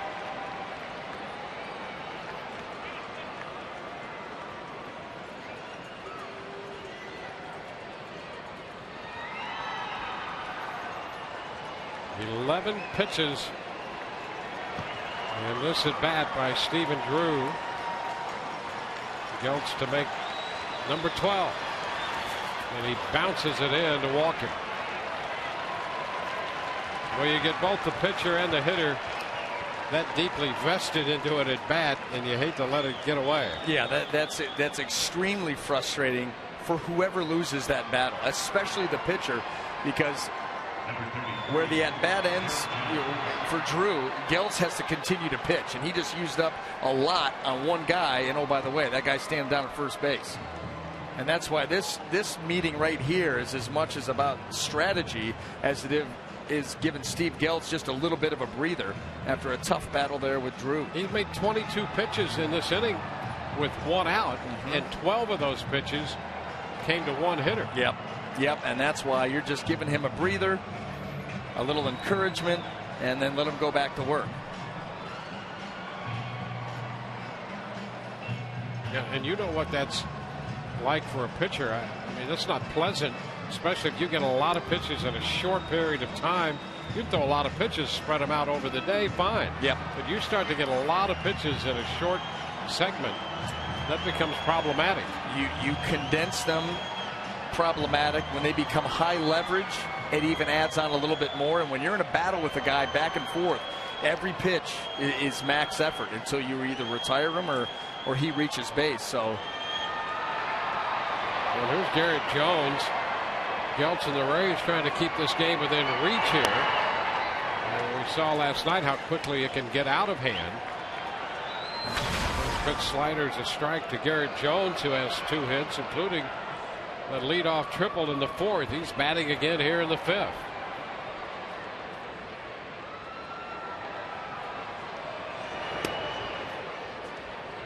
One and one. Brandon Gomes is up in the Rays bullpen.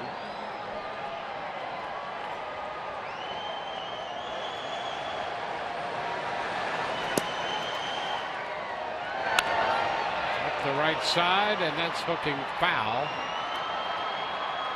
Jones golfing that one in to the stands. So it's 1 and 2.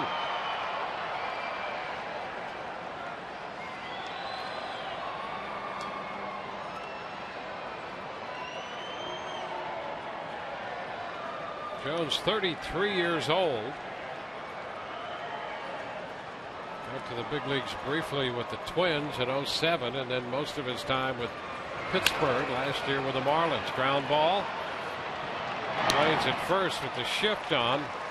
The only place to go with that one was to first.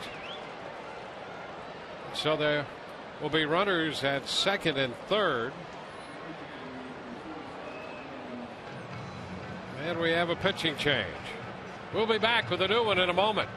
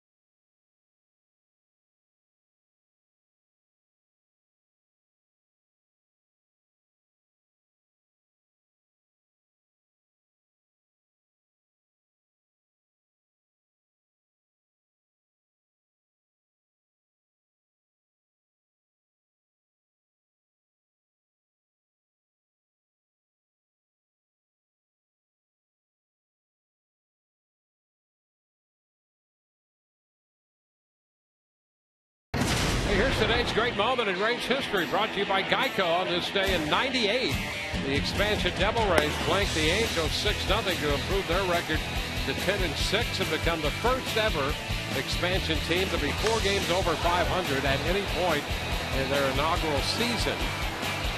And you see home run by Mike D. Felice there to support Rolando Rojo's work on the mound. Well, that was the all-uniform game. Yes, it was.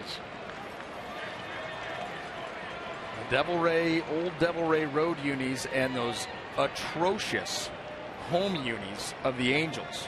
They went to the sleeveless with the blue sleeves, pinstripes. Brandon Gomes in here to face John Ryan Murphy. It was a completely different era. Little tapper, that's going to be foul. Just kicked foul at the last moment. You talk about breathing a sigh of relief. Evan Longoria caught in between, and there was not much he could do here. Trying to read this. Do I make a play? Do I not? Wisely at the end says, I've got nothing. Let it go. And it just does scoot by the bag.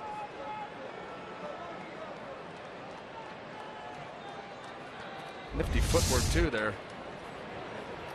Getting around Drew. Yeah, those Angel uniforms, if you looked deeply enough into them, you could see the pirate ship. Like that old 80s artwork. Same idea. It's Disney for you. This This one low, covered up by Rivera. 1-2.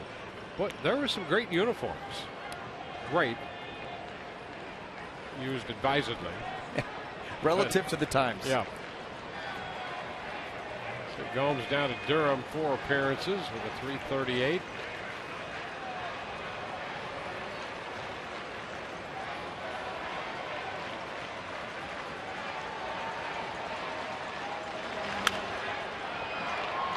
Murphy fouls that one the other way.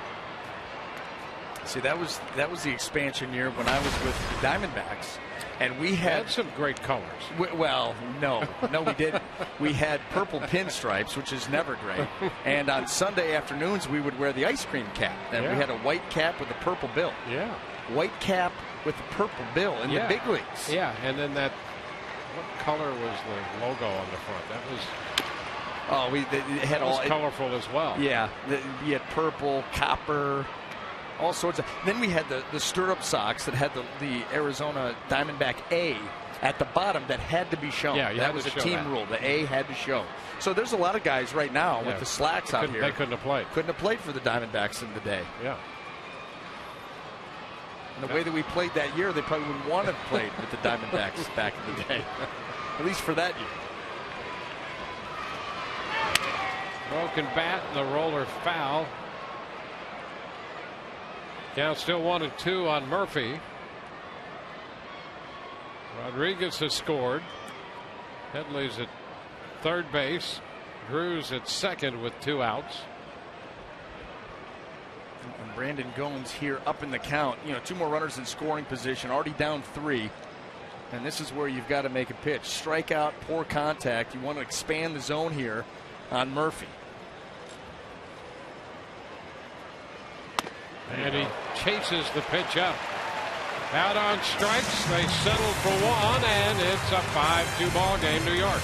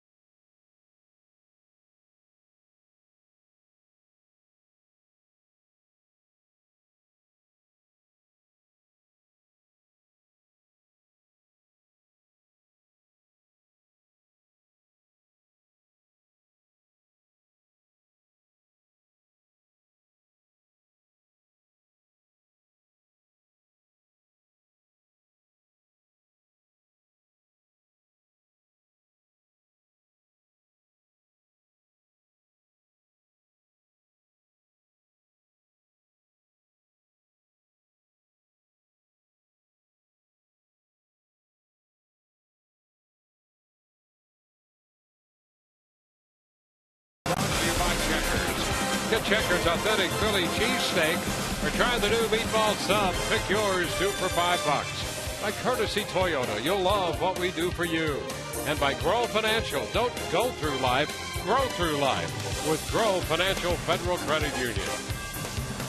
Dwayne, I know that you were being professional in doing the read right there. Doing the best I can with what I got. Exactly. But if you were to watch the Rays team doing their little choreographed dance right there, if you looked in the back, the left shark from the Super Bowl was there. The left shark has been unmasked. He was there. For everybody with the catch it on the replay. Well, the DVR. You just go back, yellow shirt. Left shark. Rene Rivera up here. And I think that we may have just jumped the shark. 1-1 to count.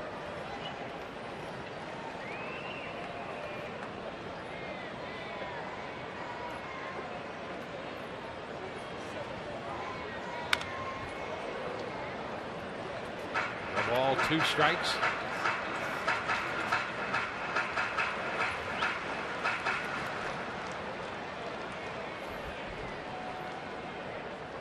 Braves have 5 hits off Pineda, a couple of runs. He's walked 1. And he strikes out Rivera. His 4th strikeout. Number 7, David DeJesus. Now we'll go to the top of the order. David DeJesus.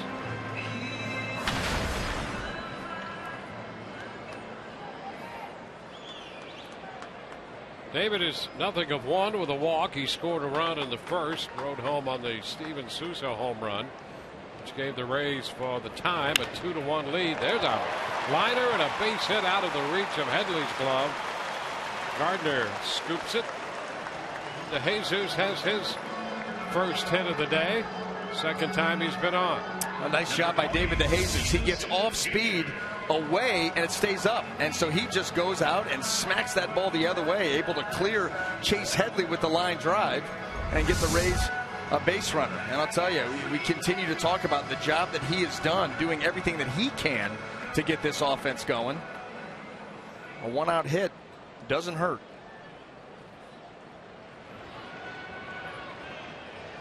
Steven Souza Jr. Foul right back. Strike 1. Well, doesn't it look like, as we saw Steven Souza Jr. early in the season, first week of the season, really pressing, he really came alive in that Toronto series on the last road trip, and now you can see the swing, the confidence in his swings. He's really starting to turn it loose. Has finally settled in.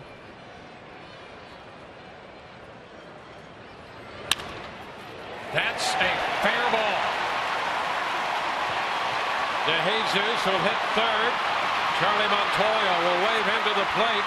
No relay throw on the double, and the Rays going to run back. Third RBI of the game for Steven Souza. DeJesus scores from first. Well, DeJesus with a nice job. And then right here, the changeup, and Steven Souza out in front hammers this ball. Not a whole lot of room to get it between the bag and Headley, but that's just what he does. Scorpion strikes again.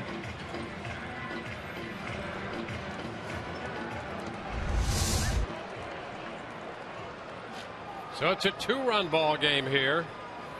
How important it was to hold the Yankees to just a run in the top of the 5th, and now the Rays have a run in their half to make it a 2-run ball game. Jubal Cabrera. 1 ball, no strikes.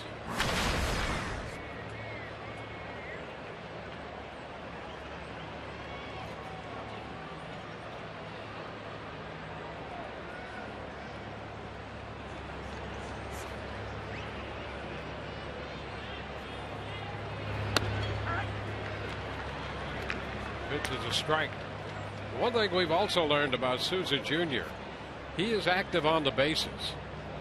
He's always a threat to run, as we've seen. He has 4 steals this year, but he at second base jockeying back and forth there as Gregorius tries to slip in behind him.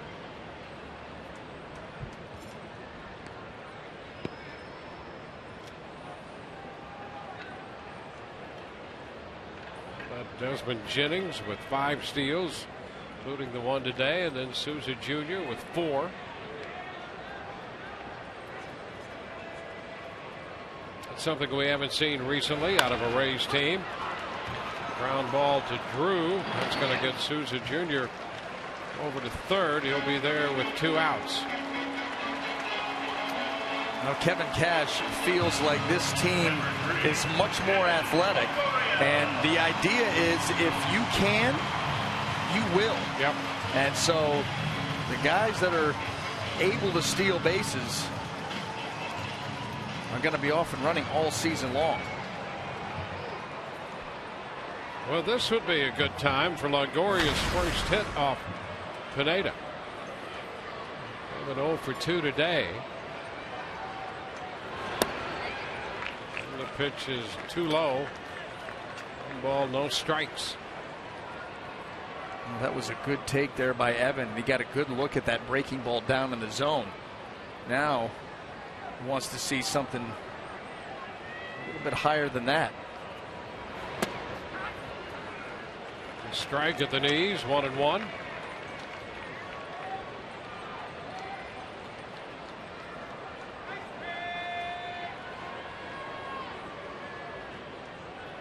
Evan has now stretched that out. He's 0 for 13 in his career against Pineda. Takes it high. Fastball up there. 2-1.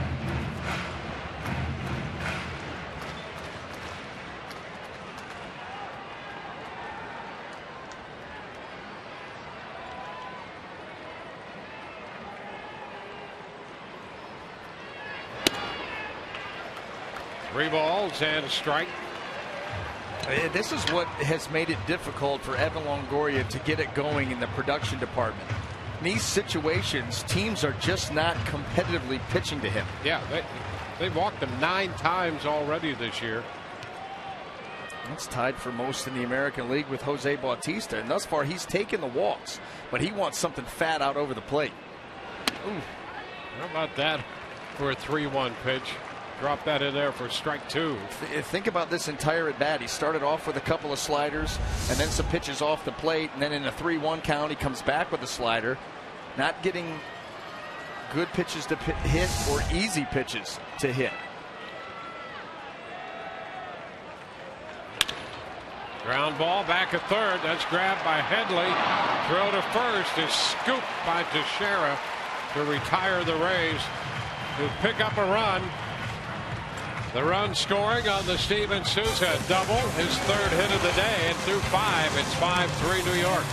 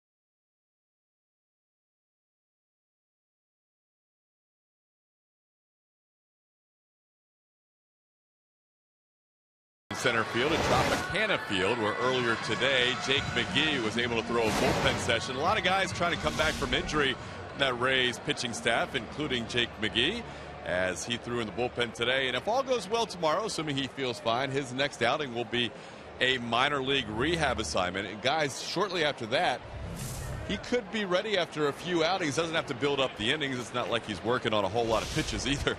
There you see McGee in the bullpen session today. Drew Smiley in a game that started just about 5 minutes ago, pitching for the Montgomery Biscuits in Jacksonville this afternoon. And Alex Colomé going to get a start Tuesday with the Durham Bulls. So all those guys could recover and be back with the Rays roughly around the same time. Alex Cobb still hasn't thrown off a mound, so his timetable a little more uncertain, guys. Well, here's a base hit by Gregorius to open the 6th inning off Gomes. That gives the Yankee shortstop 2 for 3. And the Yankees now have 10 hits. Center fielder, Jacoby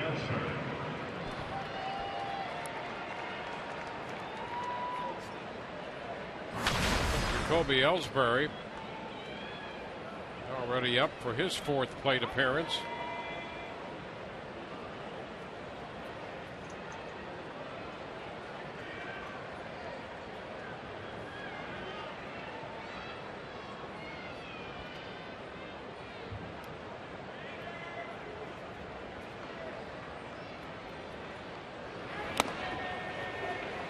Strike 1.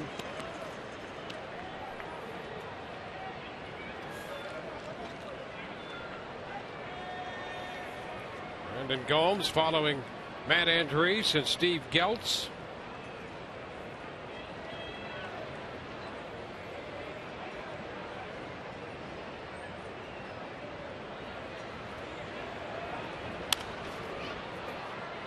Foul out of play by Ellsbury.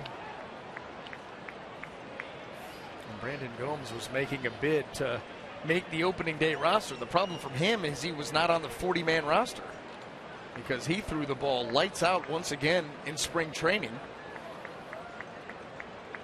And I think for the first time in a while came to spring training feeling really good physically. Well, it showed in his outings, his numbers, all of the above. You know, that's got to be tough too. Once you're taken off the 40-man roster, coming into a spring and unknown to you, what's going to happen? This is the same team that took me off the 40-man. What's my future here? And he didn't let that affect him at all. And now with the latest roster move, Grant Balfour designated for assignment, leaving a spot open on the 40-man roster. Got to be on that spot for them to come up and be part of the 25-man roster. And there are his numbers in the spring. You just can't get much better than that. No. Have those kind of numbers, and then at the end of spring say, well, you're going to go to AAA. And he said, all right, but knowing that there's a good chance he might have to wait a little bit, but he could be back, and here he is. So 1-2 count. As you can see with his approach how he might be better against righties than lefties. But left-handers last year, left-handed hitters hit a little over 240 against him, and so he's counteracted that. With those split, which will help a great deal. Yeah. Righties in the low 200s, if that sometimes. But last year it turned out low 200s and the lefties around 240 plus. If you can get that split, change of speed, moving down and away from a lefty just like that. Right. Yep. That's what you're looking for. That's where you can get the weak contact, the ground balls, and that's what will help out a righty reliever against the lefties. You've got to have that. You can't. The sinker slider guys, it's tough for them. Or the guys that come in with the good four-seam fastball and the slider. Unless you're just completely dominating, tough. But when you mix in the split or the changeup, there's your weapon.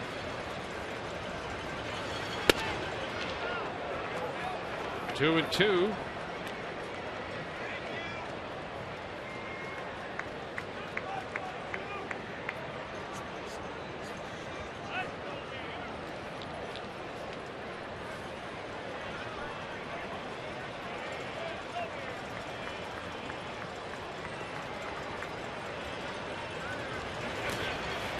In the dirt, it's blocked. So it's a full count on Ellsbury.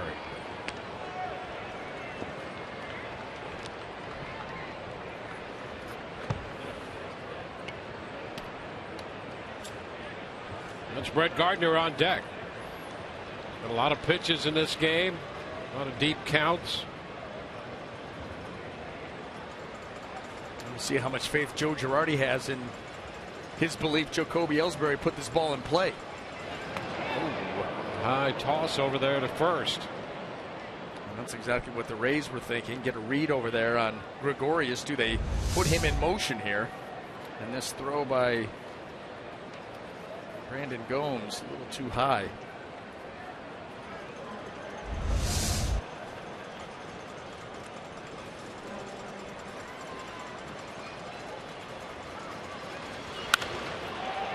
And to left. Geyer is there for it. It was a 9-pitch at bat battle between Gomes and Ellsbury. Now another left-handed hitter, and Brett Gardner.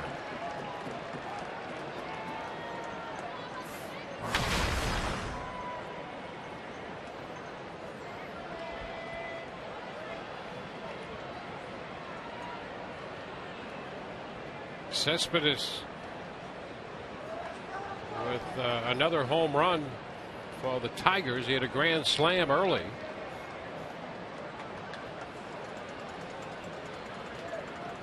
Tigers batting. Actually, the White Sox are batting in the top of the 7th now, and it's 9-1. Tigers jumped to a 4-0 lead on the Cespedes grand slam in the first. One strike to count on Brett Gardner.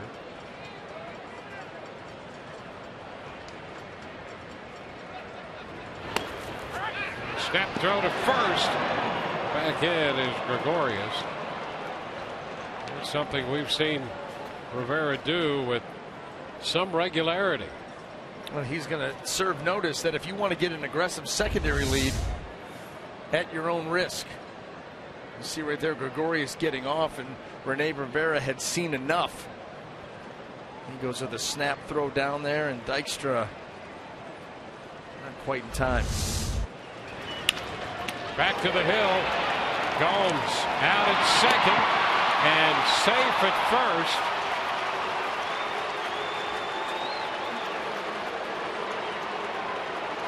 Gregorius upending Cabrera there in the middle of that at second base. And Gardner reaches safely.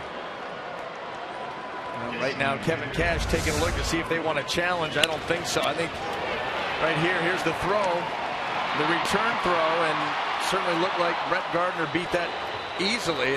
Rays had a chance here. That chopper back double play, and you see Asdrubal Cabrera all over the bag. A good hard slide by Gregorius. Too much speed on Gardner's end. And here's Alex Rodriguez. He's been on base all 3 times. A double and 2 walks sandwiched around that.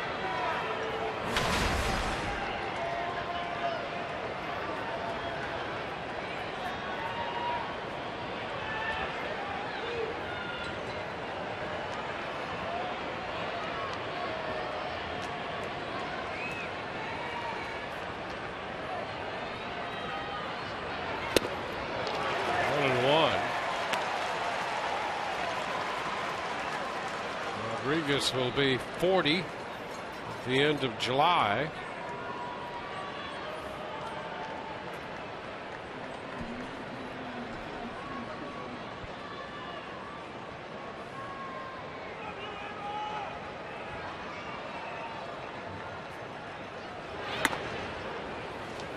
Two balls and a strike.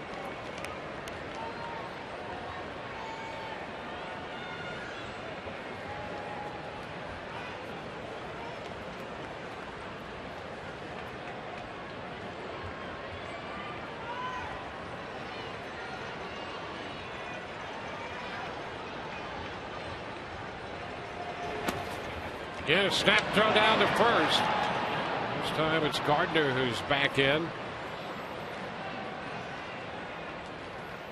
Well, that may not get you the out every time he throws down there, but it serves notice. It's something that teams will take into account, and they'll tell you, hey, listen, watch your secondary lead down there. Rivera's going to throw behind you.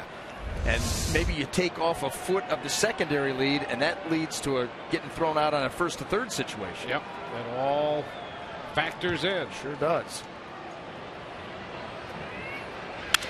3-1 and a fly ball back into left. Geyer not yet to the track.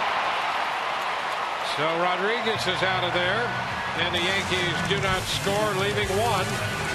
5-3 New York.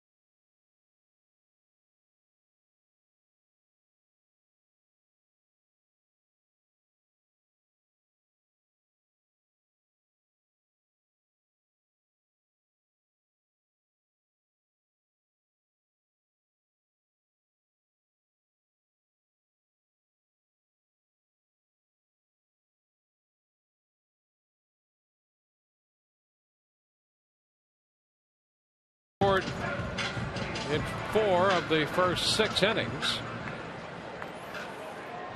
So the Rays still in this thing.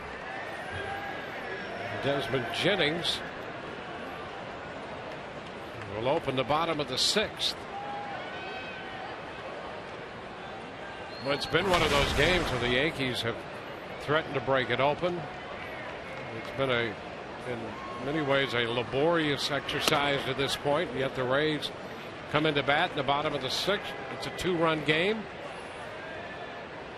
Hang around. Yep. You just hang around long enough. You get a big base hit, a leadoff walk, something to go your way, and you never know. And you never know. Jennings down in the count. 0-2.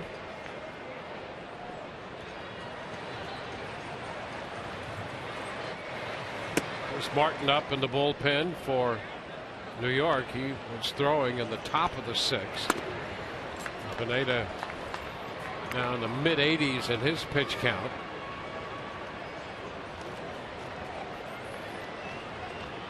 He threw 98 pitches in his last outing against Baltimore, 96 in his first outing of the year against the Blue Jays.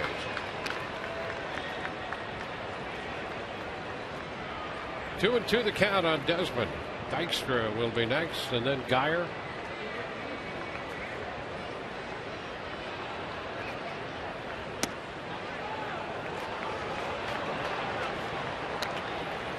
Full count to Desmond.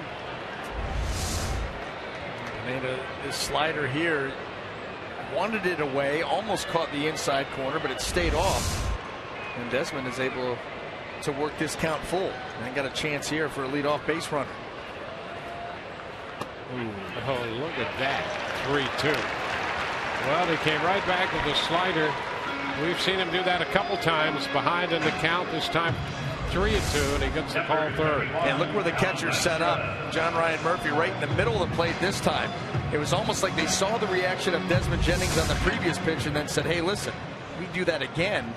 Probably going to take it, catch a little bit more plate, and get the call. And that's what happened.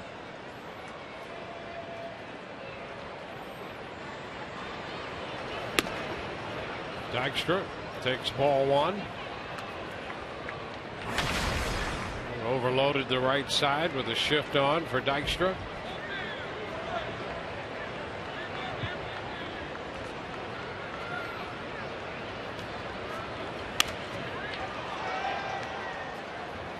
1-1 count.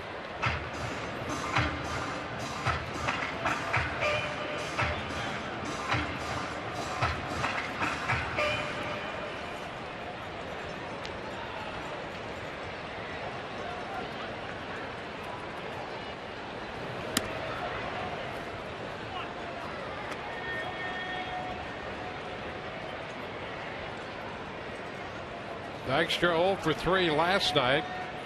And his first big league home run here Friday. And he connected off Adam Warren. That's Drew from short right field. Throws him out. And Dykstra is thinking that Teixeira came off the bag there. Yeah, and so is Kevin Cash. And, you know, to the naked eye, in real speed, it certainly looked like Teixeira came off the bag early. It's going to be close, but this is worth a look. Nice play here by Stephen Drew, deep in that shift. Now he turns and flips it, and Teixeira, let's see. Oh boy! And the call was out, so this could be one of those inconclusive call stands. And see, the foot is slipping. You know what? The way that the Rays' track record has been on these calls. Yeah, their track record has been nil. Yeah, and the ball's in the back of the glove. This may even be confirmed. This is not going to go well for the Rays. Because it's not when the glove squeezes, it's when the ball is in the back of the glove. And it still looked like Teixeira had his foot, although it was sliding off of first base, was still in contact when the ball hit the back of the glove. I'm not holding my breath. Well, today's replay challenge brought to you by Chrysler. Kevin Cash said he was ejected the other night because of his frustration with the process, and that frustration will continue. So Dykstra is out at first. Well, here it is. The foot is on top. It starts to slide. Watch the ball. Back of the glove. The foot still in contact right there. And quick, easy call. So it's confirmed. That's going to be it for Pineda. He leaves after 5 2/3. We'll be back with a new pitcher in a moment.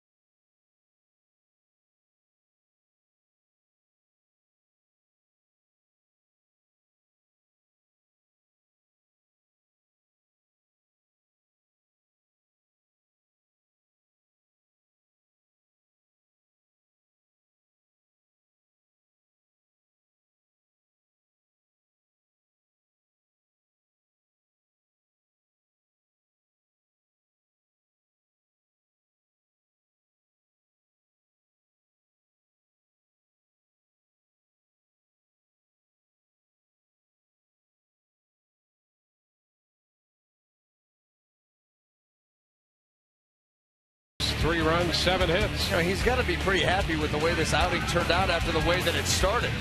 You know, the leadoff walk to David DeJesus. Steve Souza Jr. would tune him up with a 2-run homer before he had recorded his first out. But then he started to go to work with the fastball, the slider, had a good cutter today. And he leaves 2 outs, nobody on base, and with the lead here in the 6th inning. See, 5 strikeouts. He walked only 1 man.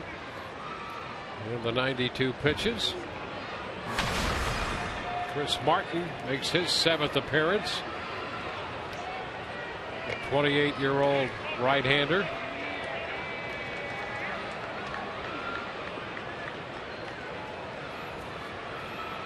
Brandon Guyer faces Martin. That pitch is a strike.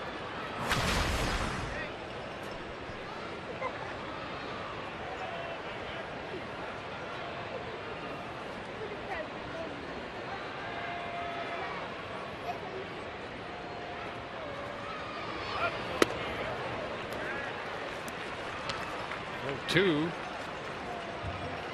Little cut fastball there by Chris Martin. Saw the first fastball, 93, 94 miles an hour, firm.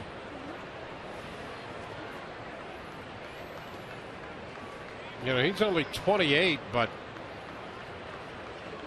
he only signed as a free agent with Boston in 2011. He was originally drafted by Detroit in 04 and Colorado in 05.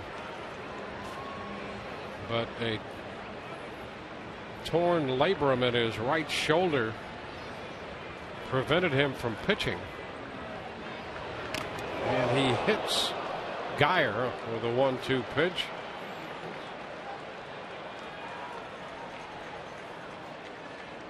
But torn labrum in college ended his collegiate career, and he worked then from 05 to 2010 and 11 in a package shipping company and a number of appliance stores. Just found whatever jobs he could find. Recovered, had surgery, recovered. Signed in 2011, and he's pitching here in the big leagues now. Pretty good story right there. Tim Beckham's going to be lifted for Kevin Kiermaier, who's looking to spoil that story right now. Well, the Rays in this 2-run game, you get a man on, you got the tying run at the plate.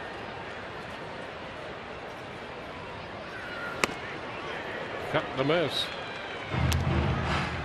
Especially the way the at-bat started against Brandon Guyer. Martin jumps out ahead 0-2. Close breaking ball for ball one, then hits him.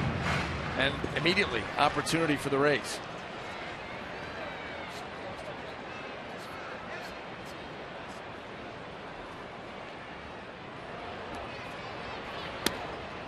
1-1.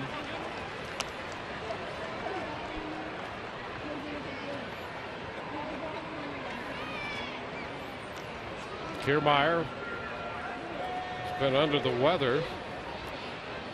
Not in the lineup last night. Pinch hitting here today. It's 1-2.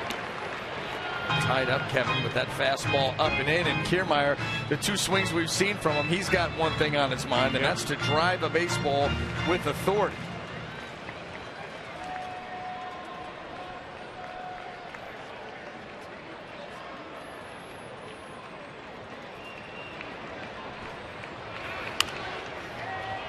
Out of play, forcing another 1-2 pitch.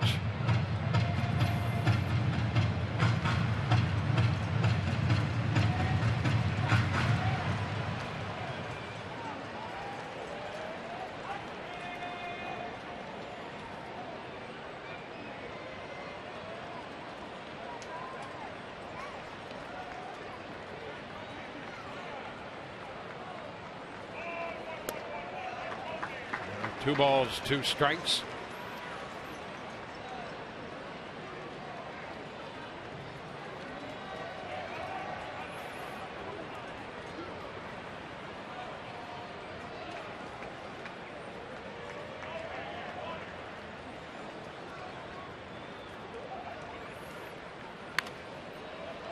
That's foul.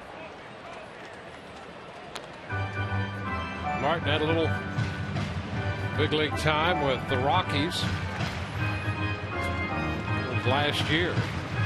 Coming off that injury in college and the surgery, put a year of independent ball and then signed Eventually got to the big leagues with the Rockies last year, the Yankees this year. And he strikes out Kiermaier. Rays will leave a man on. We will move into the 7th. 5-3 New York.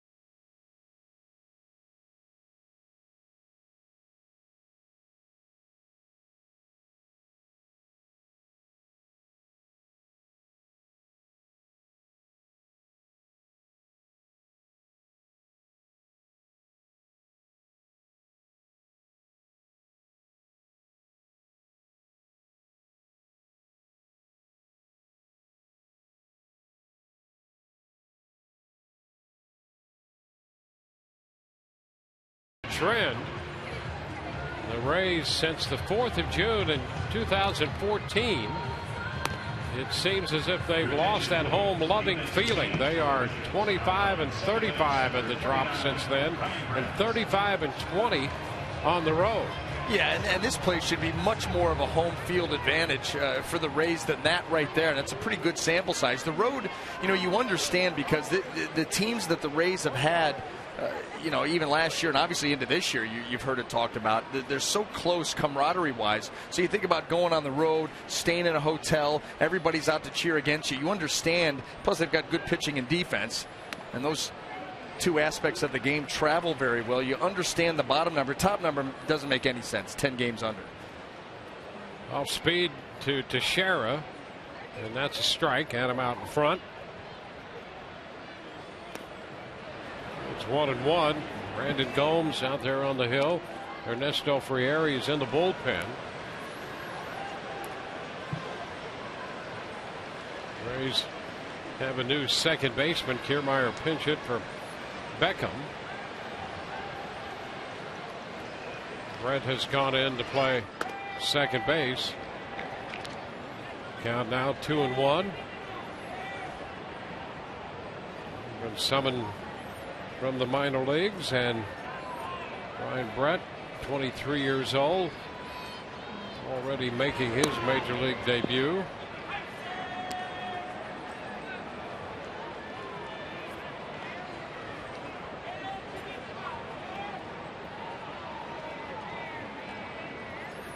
Three-1 to count to Teixeira. And ball 4. The Yankees put the leadoff man on base. Here's what's coming up Tuesday on Rays Live, the pregame show presented by your Gulf Coast Honda dealers. Chris Archer will square off against the Boston Red Sox, and Orestes will break down the Panda. Pablo Sandoval will be coming in here with Boston.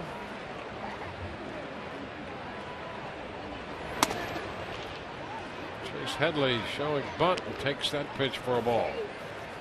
Right now, Brandon Gomes having trouble finishing his pitches, getting out in front, driving the pitch to his spot. Right now, leaving a lot of these pitches off the plate away, just not quite to his release point yet. See, everything's just arm side up, and a lot of that has to do with the fact that you start drifting towards home plate a little bit early. The front side is going a little bit soon, and the arm just can't catch up. And that's consistently been the misses here for Gomes. The Yankees, for the 7th straight inning, have put the leadoff man on base. That's a foul ball toward the bullpen.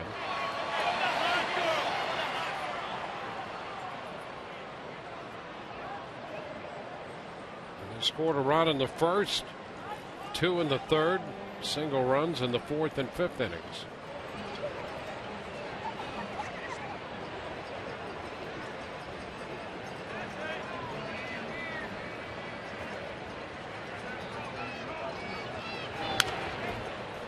Back into the screen, 2-2.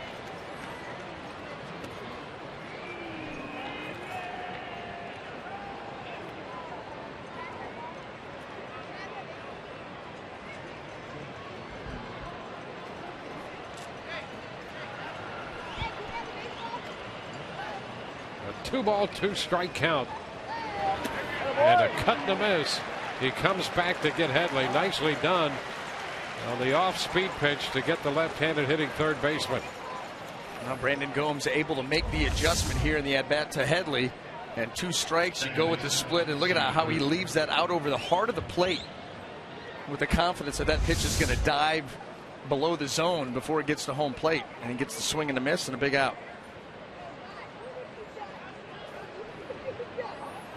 And again, that split, such a big pitch against left-handed hitting. And he finds the corner on Drew, strike 1. Well, he's on his 3rd in a row here in the 7th inning. This kind of pitch that can get you a ground ball rolled over to the right side too.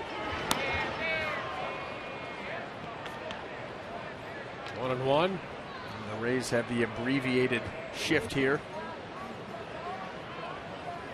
See, not as extreme with the idea of potentially getting a double play chance. Out of play. The other way. Now 1-2.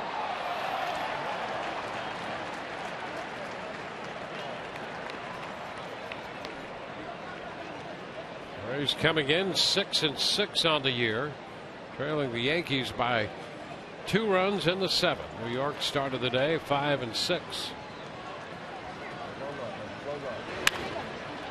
Into left. It's Geyer. 2 gone.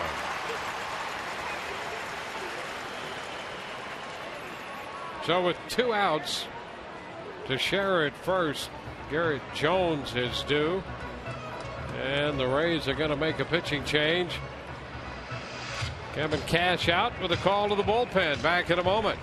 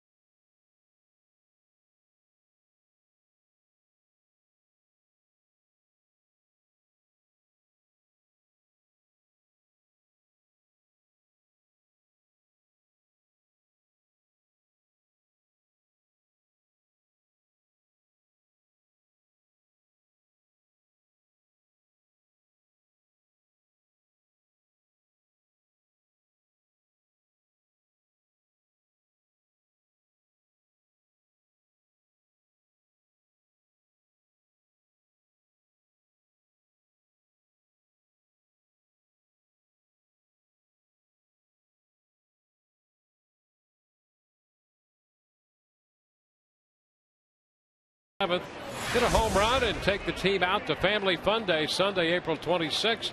Rays take on the Blue Jays, and children 14 and under receive the Desmond Jennings batting gloves presented by Matchup Promotions. while supplies last. Visit RaysBaseball.com. Ernesto Frieri up here against Garrett Jones.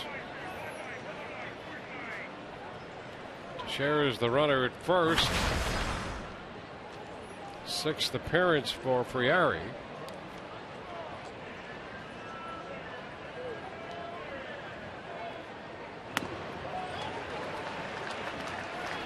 Two. Frieri worked an inning on Friday and was touched for the home run by Alex Rodriguez.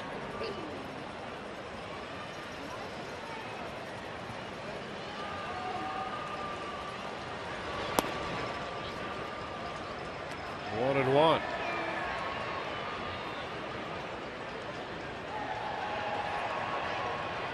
Rays have been out hit 10-7 and trail 5-3. Yankee runners have been all over the bases. Ground ball left side. No place to go with that one. And that's a smart play by Garrett Jones.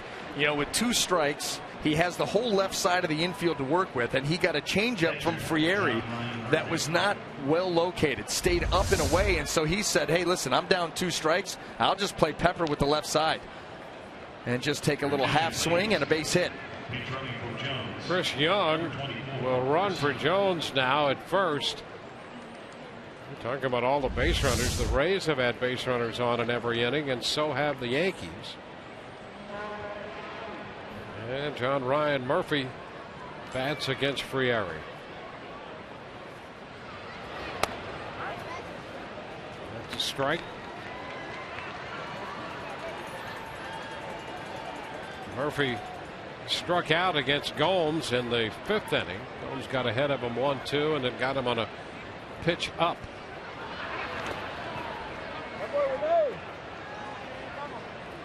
One and one.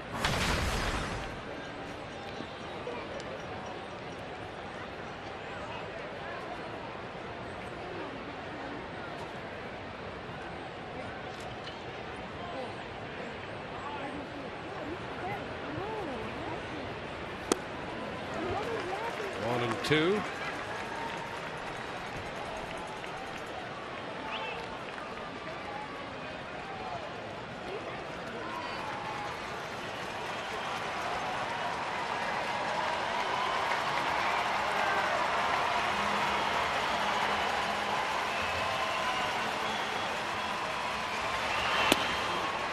Drives that one away. It has been a battle for this Rays pitching staff to keep this game close. Constantly under duress. Having to make pitches in big spots. And here we go again. It's fouled back. Well, the Rays with 10 men on the disabled list, trying to make sure they remain relevant in the division here in the opening month of the season. And if things go well, they're getting close to getting a couple of those guys back, depending on what happens with Smiley and his outing in Jacksonville today. Maloney's getting close. And so each game turns out to be a battle in an individual sense. The same kind of battle here today that the Rays are playing for this first month. Well, they're trying to get everybody healthy. 3-2 to Murphy. And ball 4 will load the bases.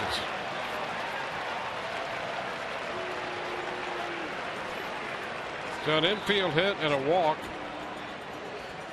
And Didi Gregorius is the hitter.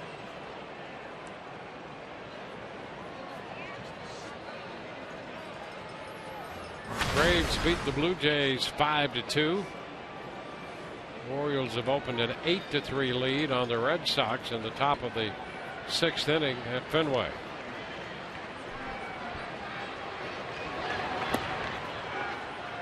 And a ball to Gregorius. He's been on twice. He's 2 for 3.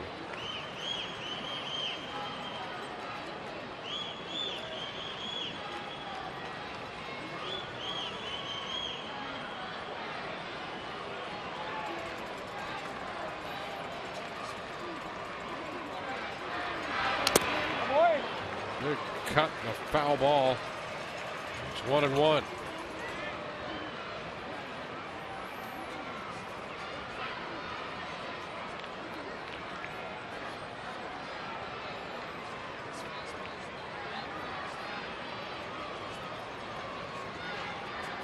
Teixeira third, Young at second, Murphy at first.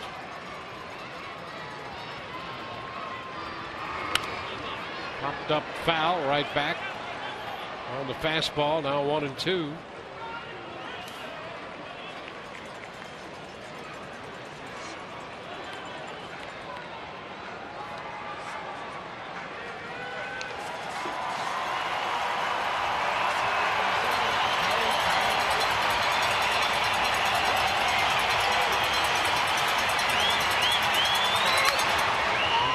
Fouled back.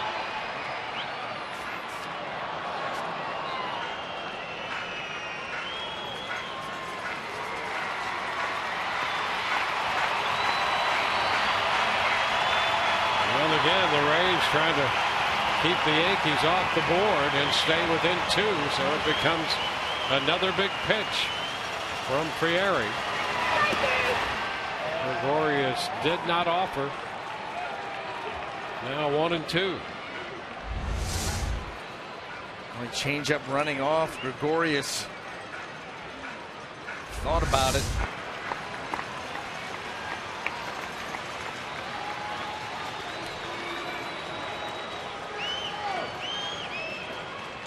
Rivera and Frieri talk it over on the mound.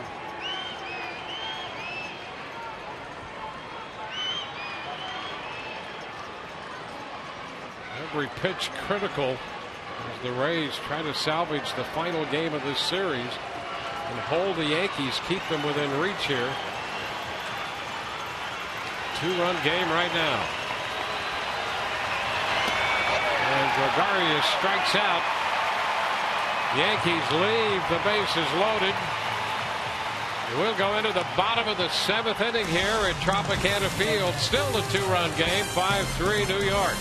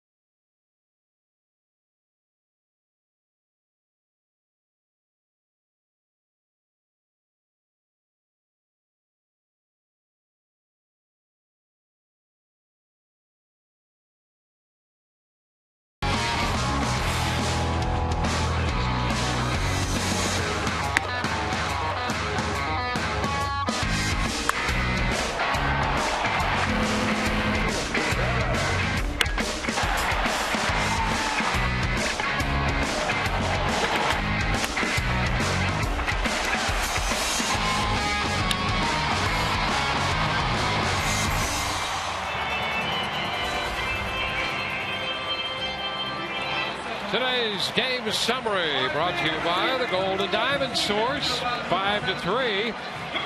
Base runners galore in this game. Yankees lead at 5-2. Rays had a short-lived 2-1 lead. And they managed to stay within reach here as they come into bat in the bottom of the 7th inning. Big day for Steven Souza Jr. 3 for 3 with 3 runs batted in. Chris Martin in relief of Michael Pineda.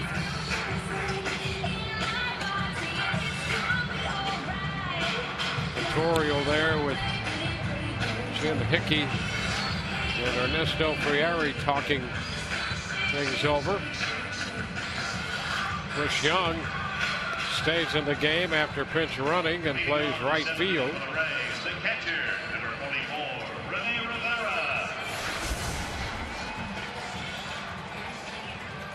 In the game today and all season long, Tires Plus donates $100 to the Pediatric Cancer Foundation for every Tampa Bay Rays home run televised on Sun Sports.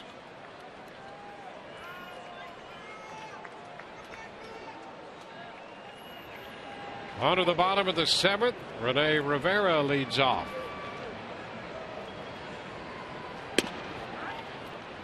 That's a strike. Yankees shift for Rivera.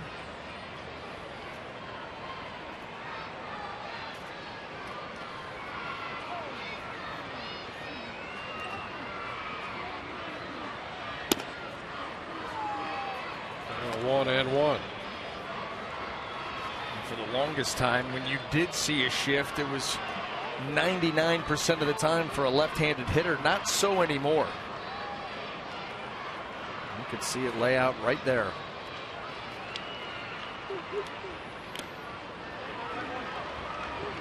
One and two shifts have gone from 2010. We saw a number of shifts, 2,400. They've gone from 2,400 to over 13,000 last year. Wow. How about that? There's a whole lot of shifting going on. 1 and 2.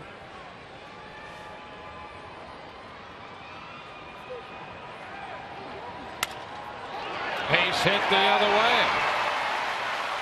Just as Drew had gone back to the first base side of second with a 1-2 count, Rivera takes it to right and out of the reach of the second baseman. And that's going to end the afternoon here for Chris Martin. A nice job by Rene Rivera. A 2-strike approach. Ball's down and away. Go the other way. Lead off base runner. Rays with a man on, and we'll see the new pitcher in a moment.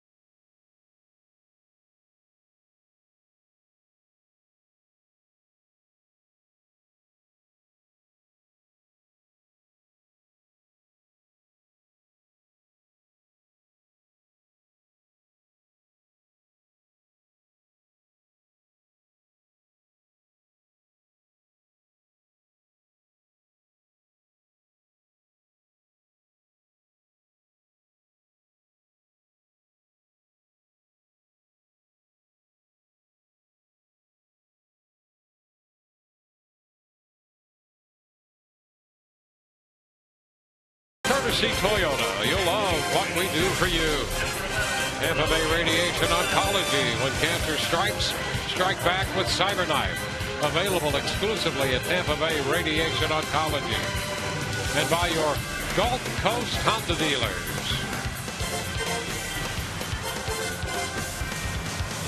Left-hander Justin Wilson enters the game for New York, and Kevin Cash counters, lifting David DeJesus for Logan Forsythe. Right-handed hitter against the lefty. First pitch is low, a ball. Wilson pitched a third of an inning in the game Friday. Picked up a strikeout.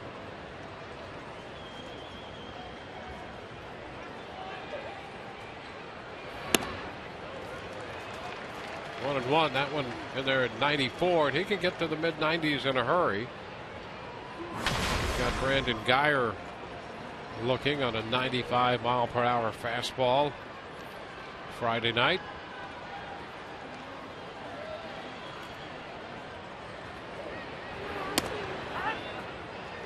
That's a strike in there, 1-2.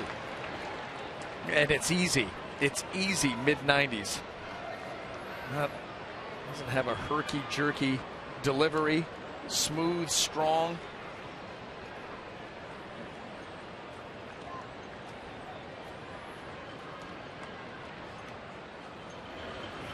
Ooh. That ball to the backstop, and down to second goes Rivera.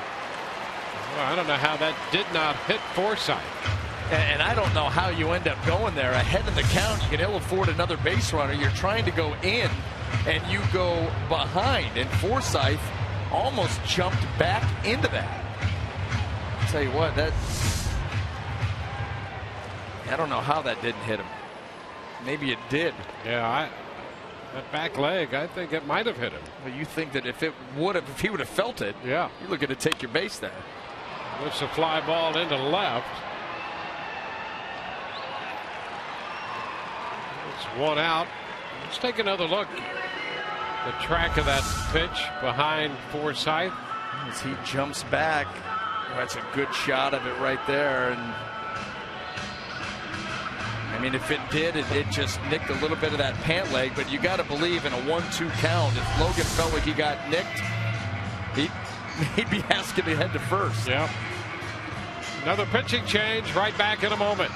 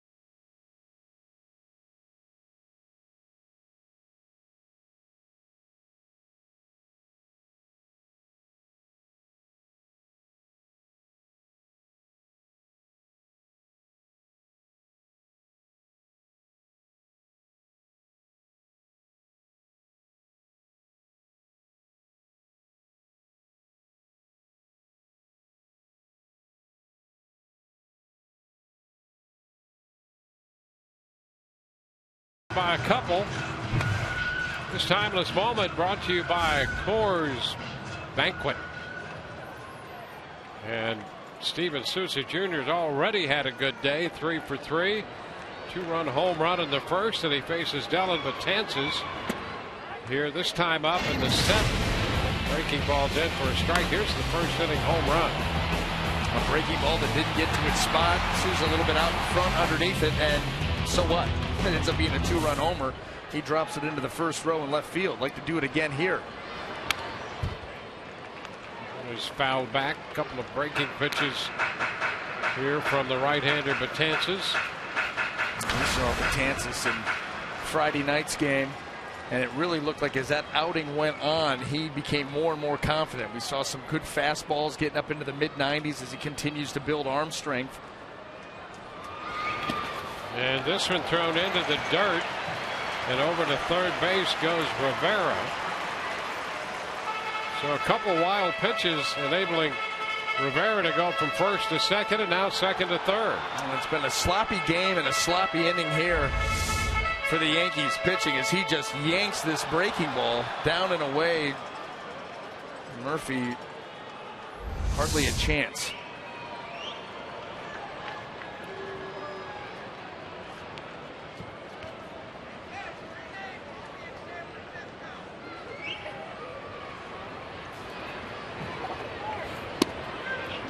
Sousa lays off again.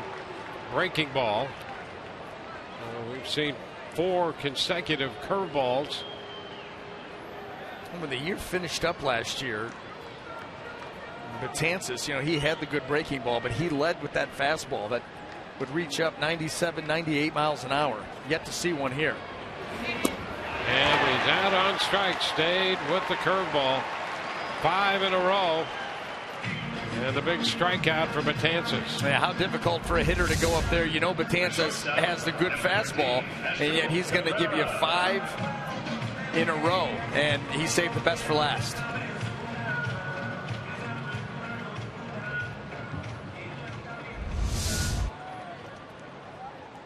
So here is Asdrubal Cabrera.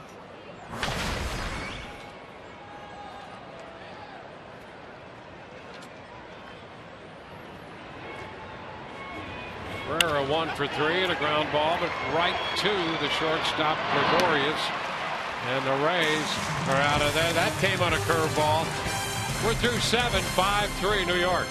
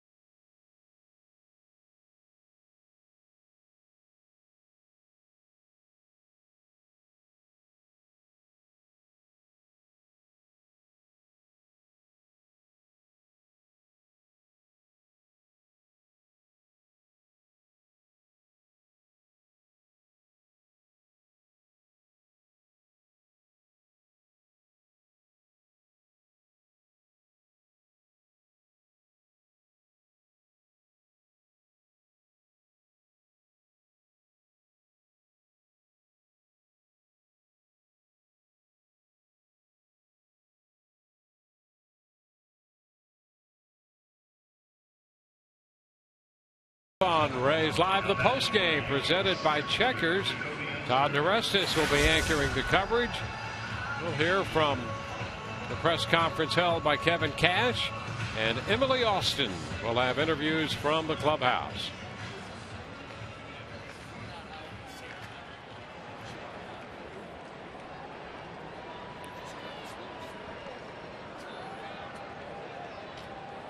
It will be the top of the order in the 8th for New York, facing Ernesto Frieri. Frieri came up a hit and a walk and picked up a strikeout to end the 7th.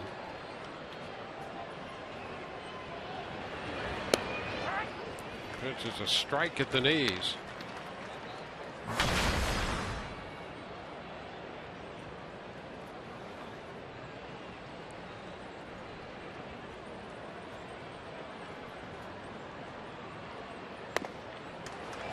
Cut and a miss.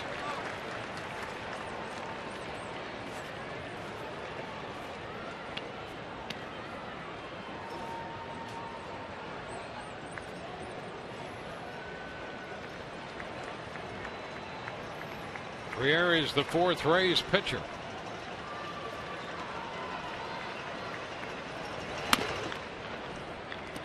Fastball is upstairs.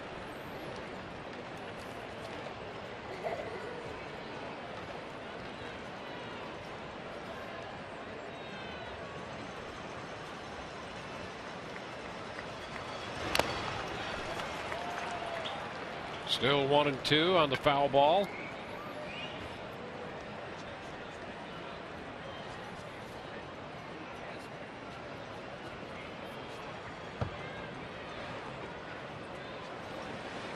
Ramirez in the bullpen.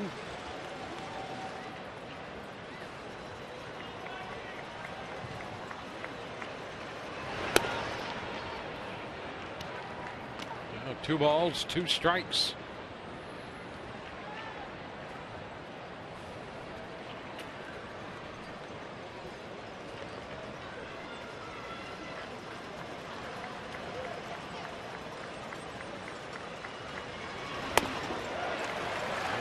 Swing and a miss. Friere strikes out Ellsbury. The 2 strikeouts here for Friere with Gregorius and Ellsbury have been good firm fastballs on the outer half. Off at 91 miles an hour. Well, he's out here after pitching in the 7th and having a little get together with Jim Hickey on the bench between innings. Picks up a strikeout to start the 8th. Now Brett Gardner.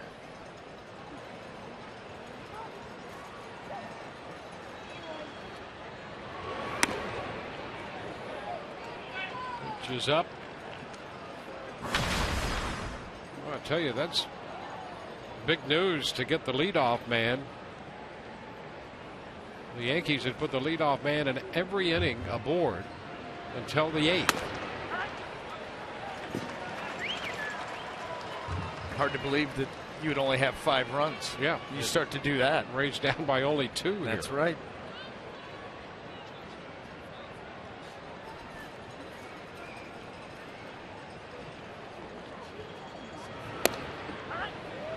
Strike. That's 1-2.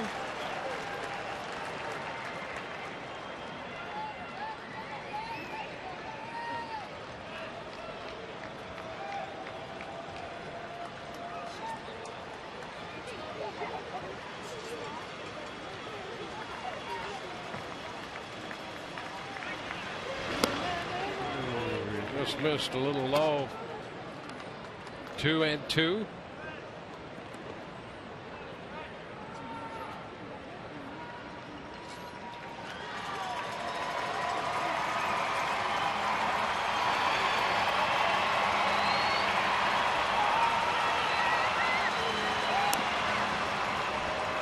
Count is full.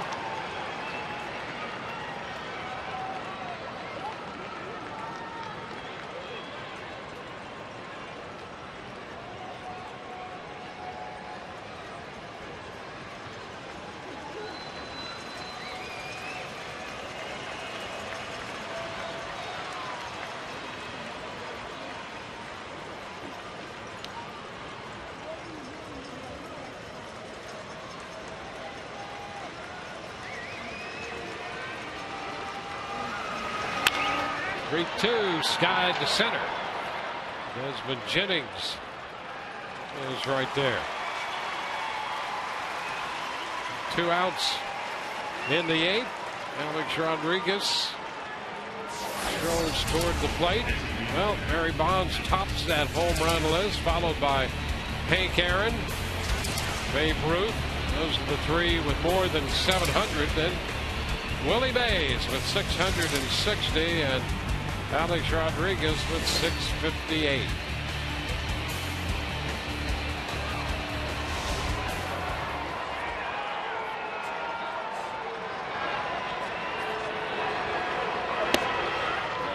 The pitch to Rodriguez is a strike.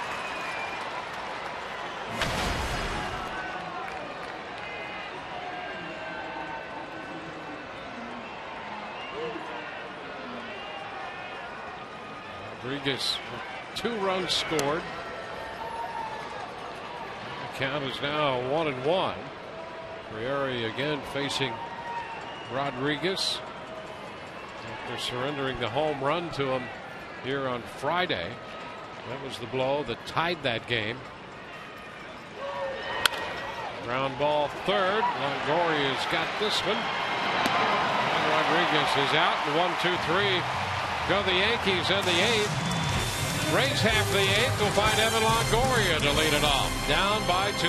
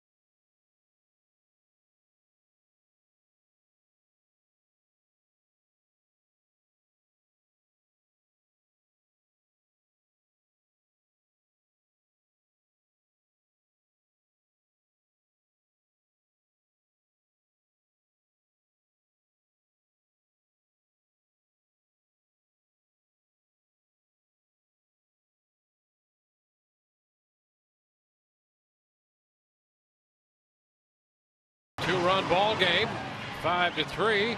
Evan Longoria, who's hit more home runs against the Yankees since entering the major leagues in 2008 than any other slugger.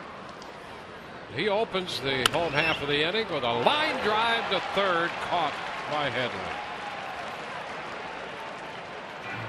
So on one pitch, one out. Well, I don't think Betances has thrown the fastball yet.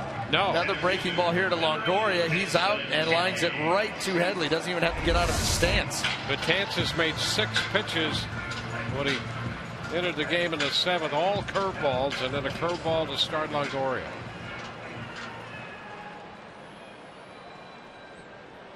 There's Desmond Jennings. And there is a fastball low.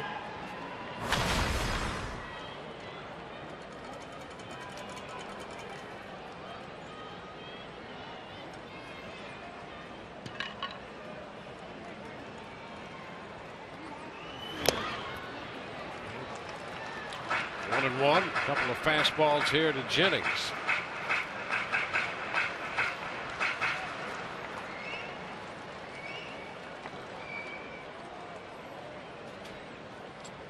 Playing in the 8th, the Rays need a base runner to have a chance to pull even.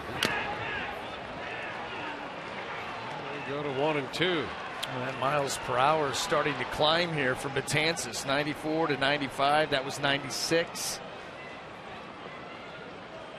He's got a great arm, and when he can keep his mechanics in sync, we saw that last year, he can be devastating. Comes back there. Going outside with a curveball. 2 and 2.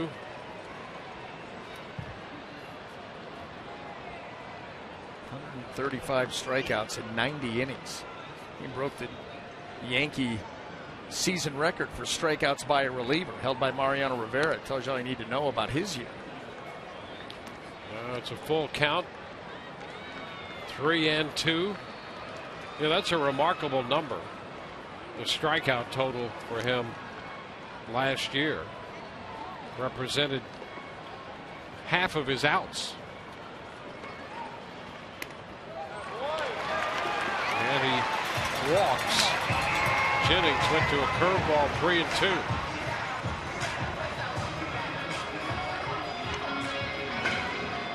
First baseman, number 31, Alan Dykstra. But now Alan Dykstra. Dykstra here with a man at first. Rays have one hit in the series with men in scoring position, 1 of 14, and that was Dykstra's hit, his home run.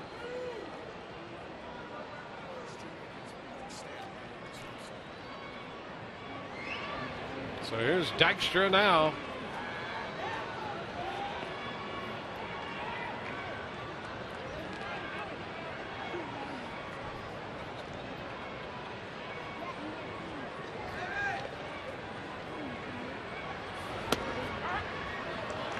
First pitch is a strike.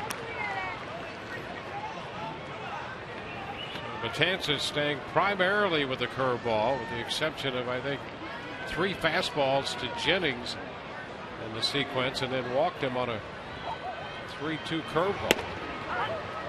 Another one right there. Now you talk about pitching guys backwards. This is what Alan Dykstra's thinking. Hey, give me that heater and let me get it out of here. It's the one hit with men in scoring position the Rays have in this series.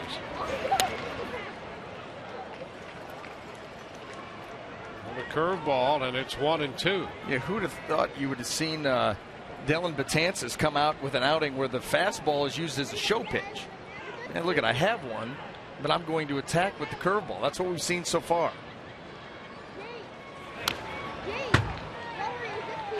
Dykstra stays alive.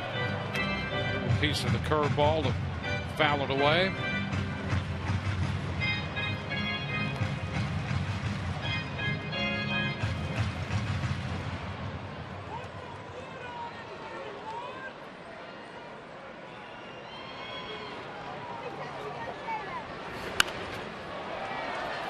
Back. So we're still at 1-2. One of the rare fastballs we've seen. Just used to set up this next breaking ball.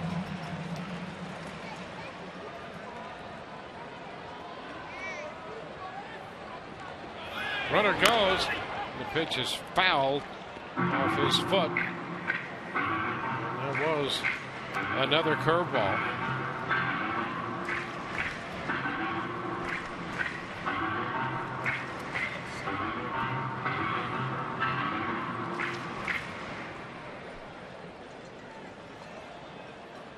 Have Kevin Jepson down in the bullpen. Erasmo Ramirez has been throwing for an inning or so.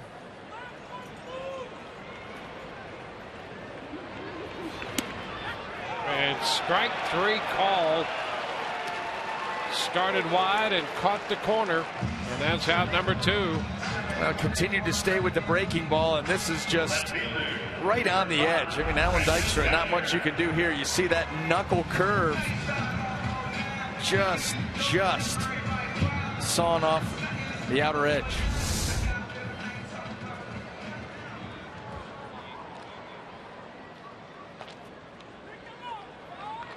Here's Brandon Guyer.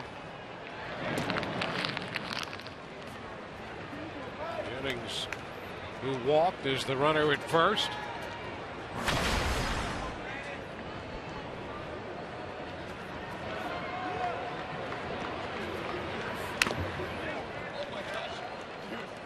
One strike to count.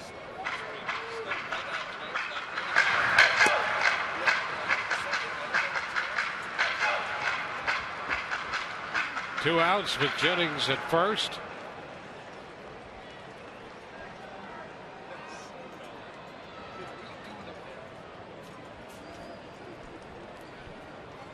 Guyer was hit by a pitch his last time.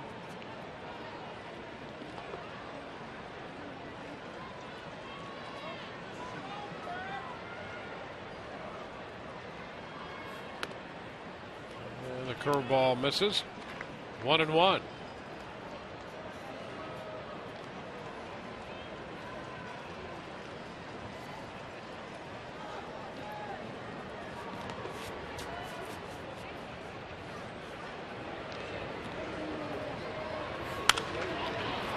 Pop right side.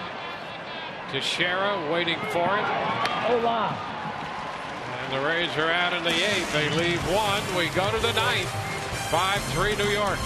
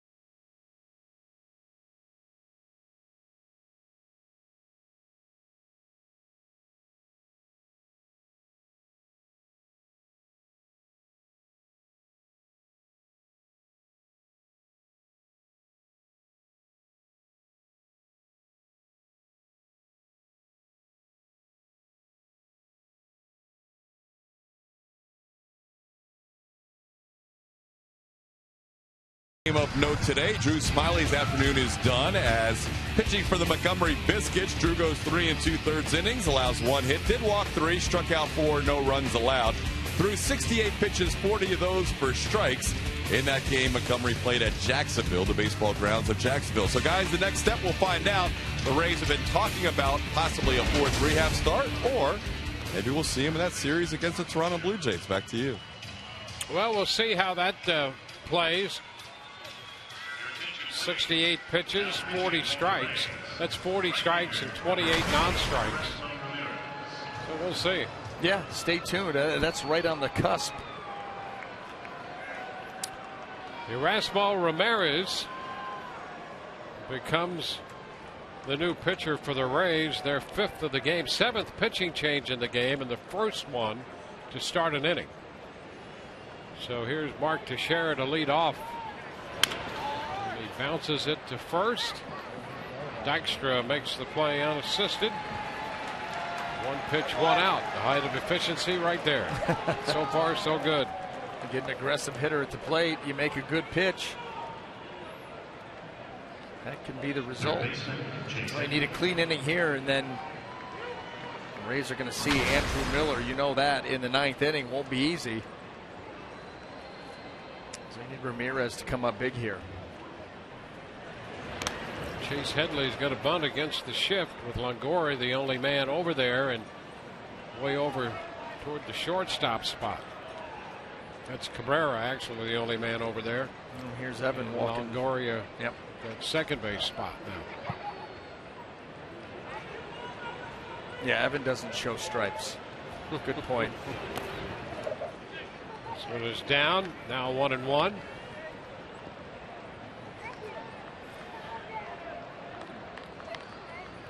Couple of RBIs on the day for Headley. Singled in a run in the 3rd, double homer run in the 5th inning. And he missed the changeup there.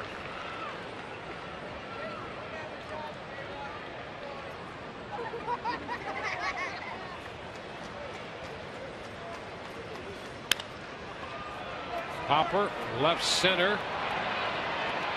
Geyer is there. 2 outs. Ramirez remains an intriguing guy because he struggled in those couple outings. I mean, really struggled. But he has a very good changeup. And command is a real issue with him for whatever reason. Yeah, and that's, we have have no idea. You just talk about the fact that he gets himself into some bad counts, and there's a lack of command now. Is that mechanical? Is that confidence? Is that trying to be picky, to try to make the perfect pitch all the time instead of, attacking the zone and moving out from there? We don't know that. We only know what we see, but there's enough there that you say, hey, this guy, he's had success in the big leagues before. No reason he can't again. We got ahead of Drew with the fastball. Now it's 1-1. That fastball, that last fastball clocked at 93. He missed with it, but it's 93. They've got a good change. He can sweep the breaking ball, and they can cover some ground. Ground ball. So it's going to be a 1-2-3 inning for him here. It's Drew. Bottom of the ninth. Rays need a couple to keep it going.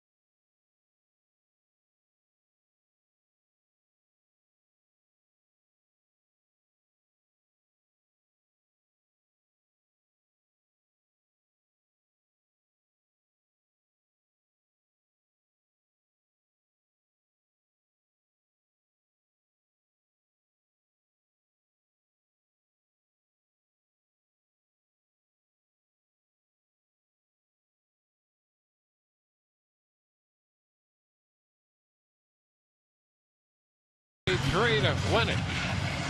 They go into the bottom of the ninth, and they'll face the tough left-hander. Saw Andrew Miller, the other night. And he's been very good in 4 outings for the Yankees. Absolutely sensational.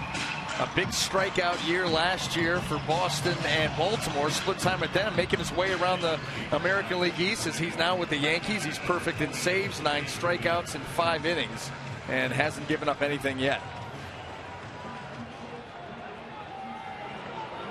Ryan Brett made his debut in last night's game. Gets an at bat here. Takes the first pitch for a strike.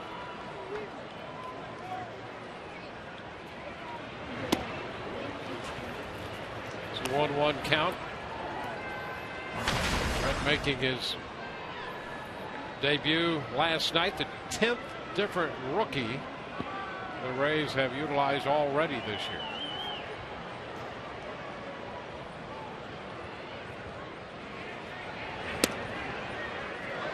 2-1. You saw his numbers from a year ago. A little over 300 at Montgomery.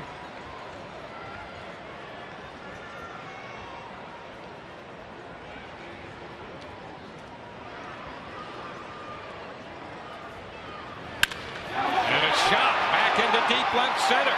Well tagged, and that's off the wall. He can fly, and Brett's rounding second and will hold there with a double. Two-base hit for Ryan Brett. That's his first big league hit. And boy, can he get to second base in a hurry. He can fly. Now 2-1 heater in the juice zone. And Ryan Brett, boy, puts a good swing on it, gets that ball deep into left center, and here's that speed you're talking about, D-Wayne.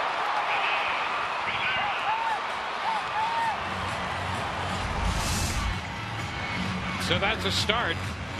Start for the Rays today and a start for Brett in his major league career. Here's Rene Rivera. Rivera 1 for 3. Strike one, a fastball.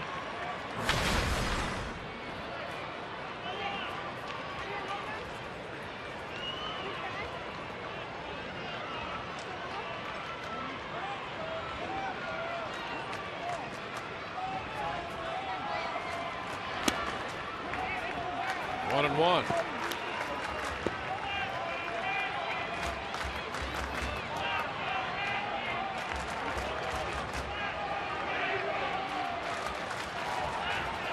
The Rays have put a man on base in every inning of this game.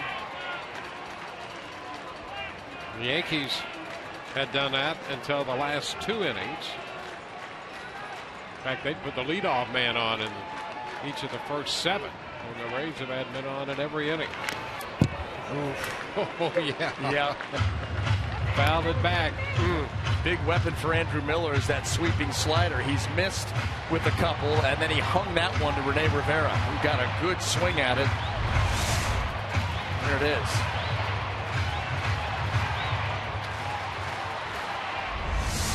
A ball, 2 strikes.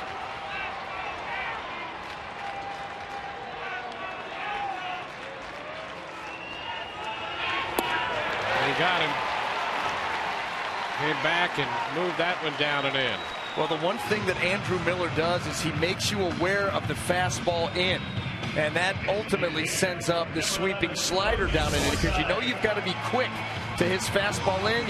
You see the ball coming out of the hand, you're thinking heater, you start the swing early, and then all of a sudden it disappears behind you.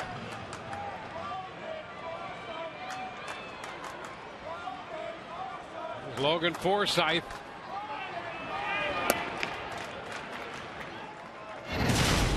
It's the ball. Logan with a home run in the game here Friday.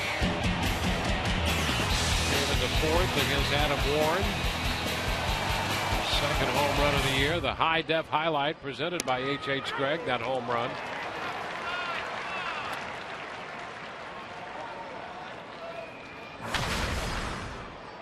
You got Logan Forsythe here. You got Steven Souza Jr. on deck, who's already homered today. That's what you need.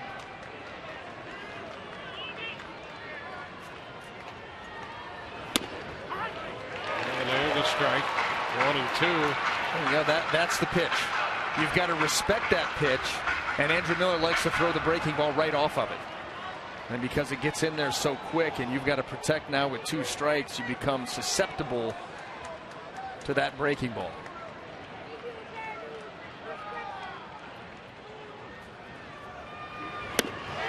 Cut and a miss, and there it was.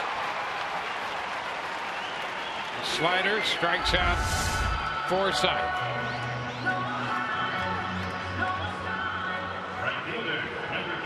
Got to get it started early. Yeah. And the other chance is if you anticipate that slider, which would be a mistake, you wind up looking at a fastball, then you're out either way. Not a good place to be in. And you know what? That's why he's run up the strikeout numbers that he has throughout his career, especially the last couple.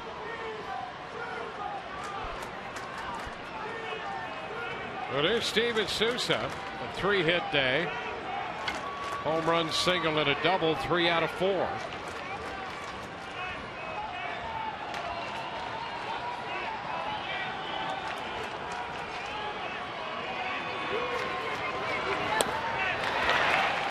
that slider can be devastating. Strike 1. Yep, dirty.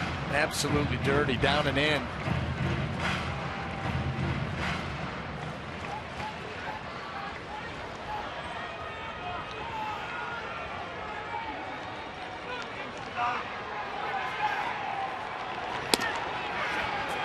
Away. Fastball, mid-90s.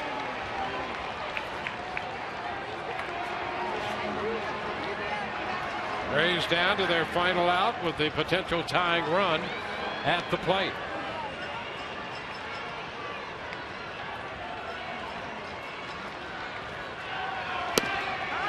A strike on that outside corner with the fastball. And Souza says, hey, It's a little difficult to defend all of this territory.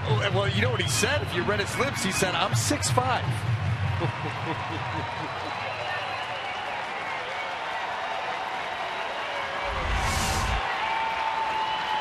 A ball, 2 strikes. Pops it foul, back and out of play. Fighting off the 1-2 slider.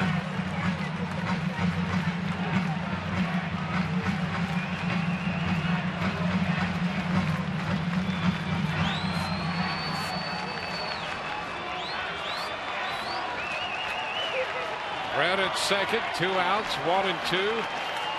Souza against Miller. 2 and 2.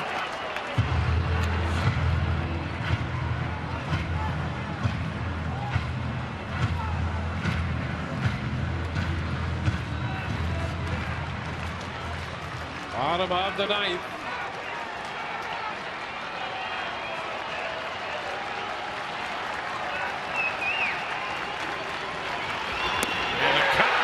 It's all over. Miller with the slider strikes out Rivera, Forsythe, and Souza after giving up the leadoff double to Brett Ryan. So the Yankees sweep the Rays here at the Trop for the first time since the middle of September in 2005. They win this one 5-3, and here's that slider to end it all. Well, as the inning went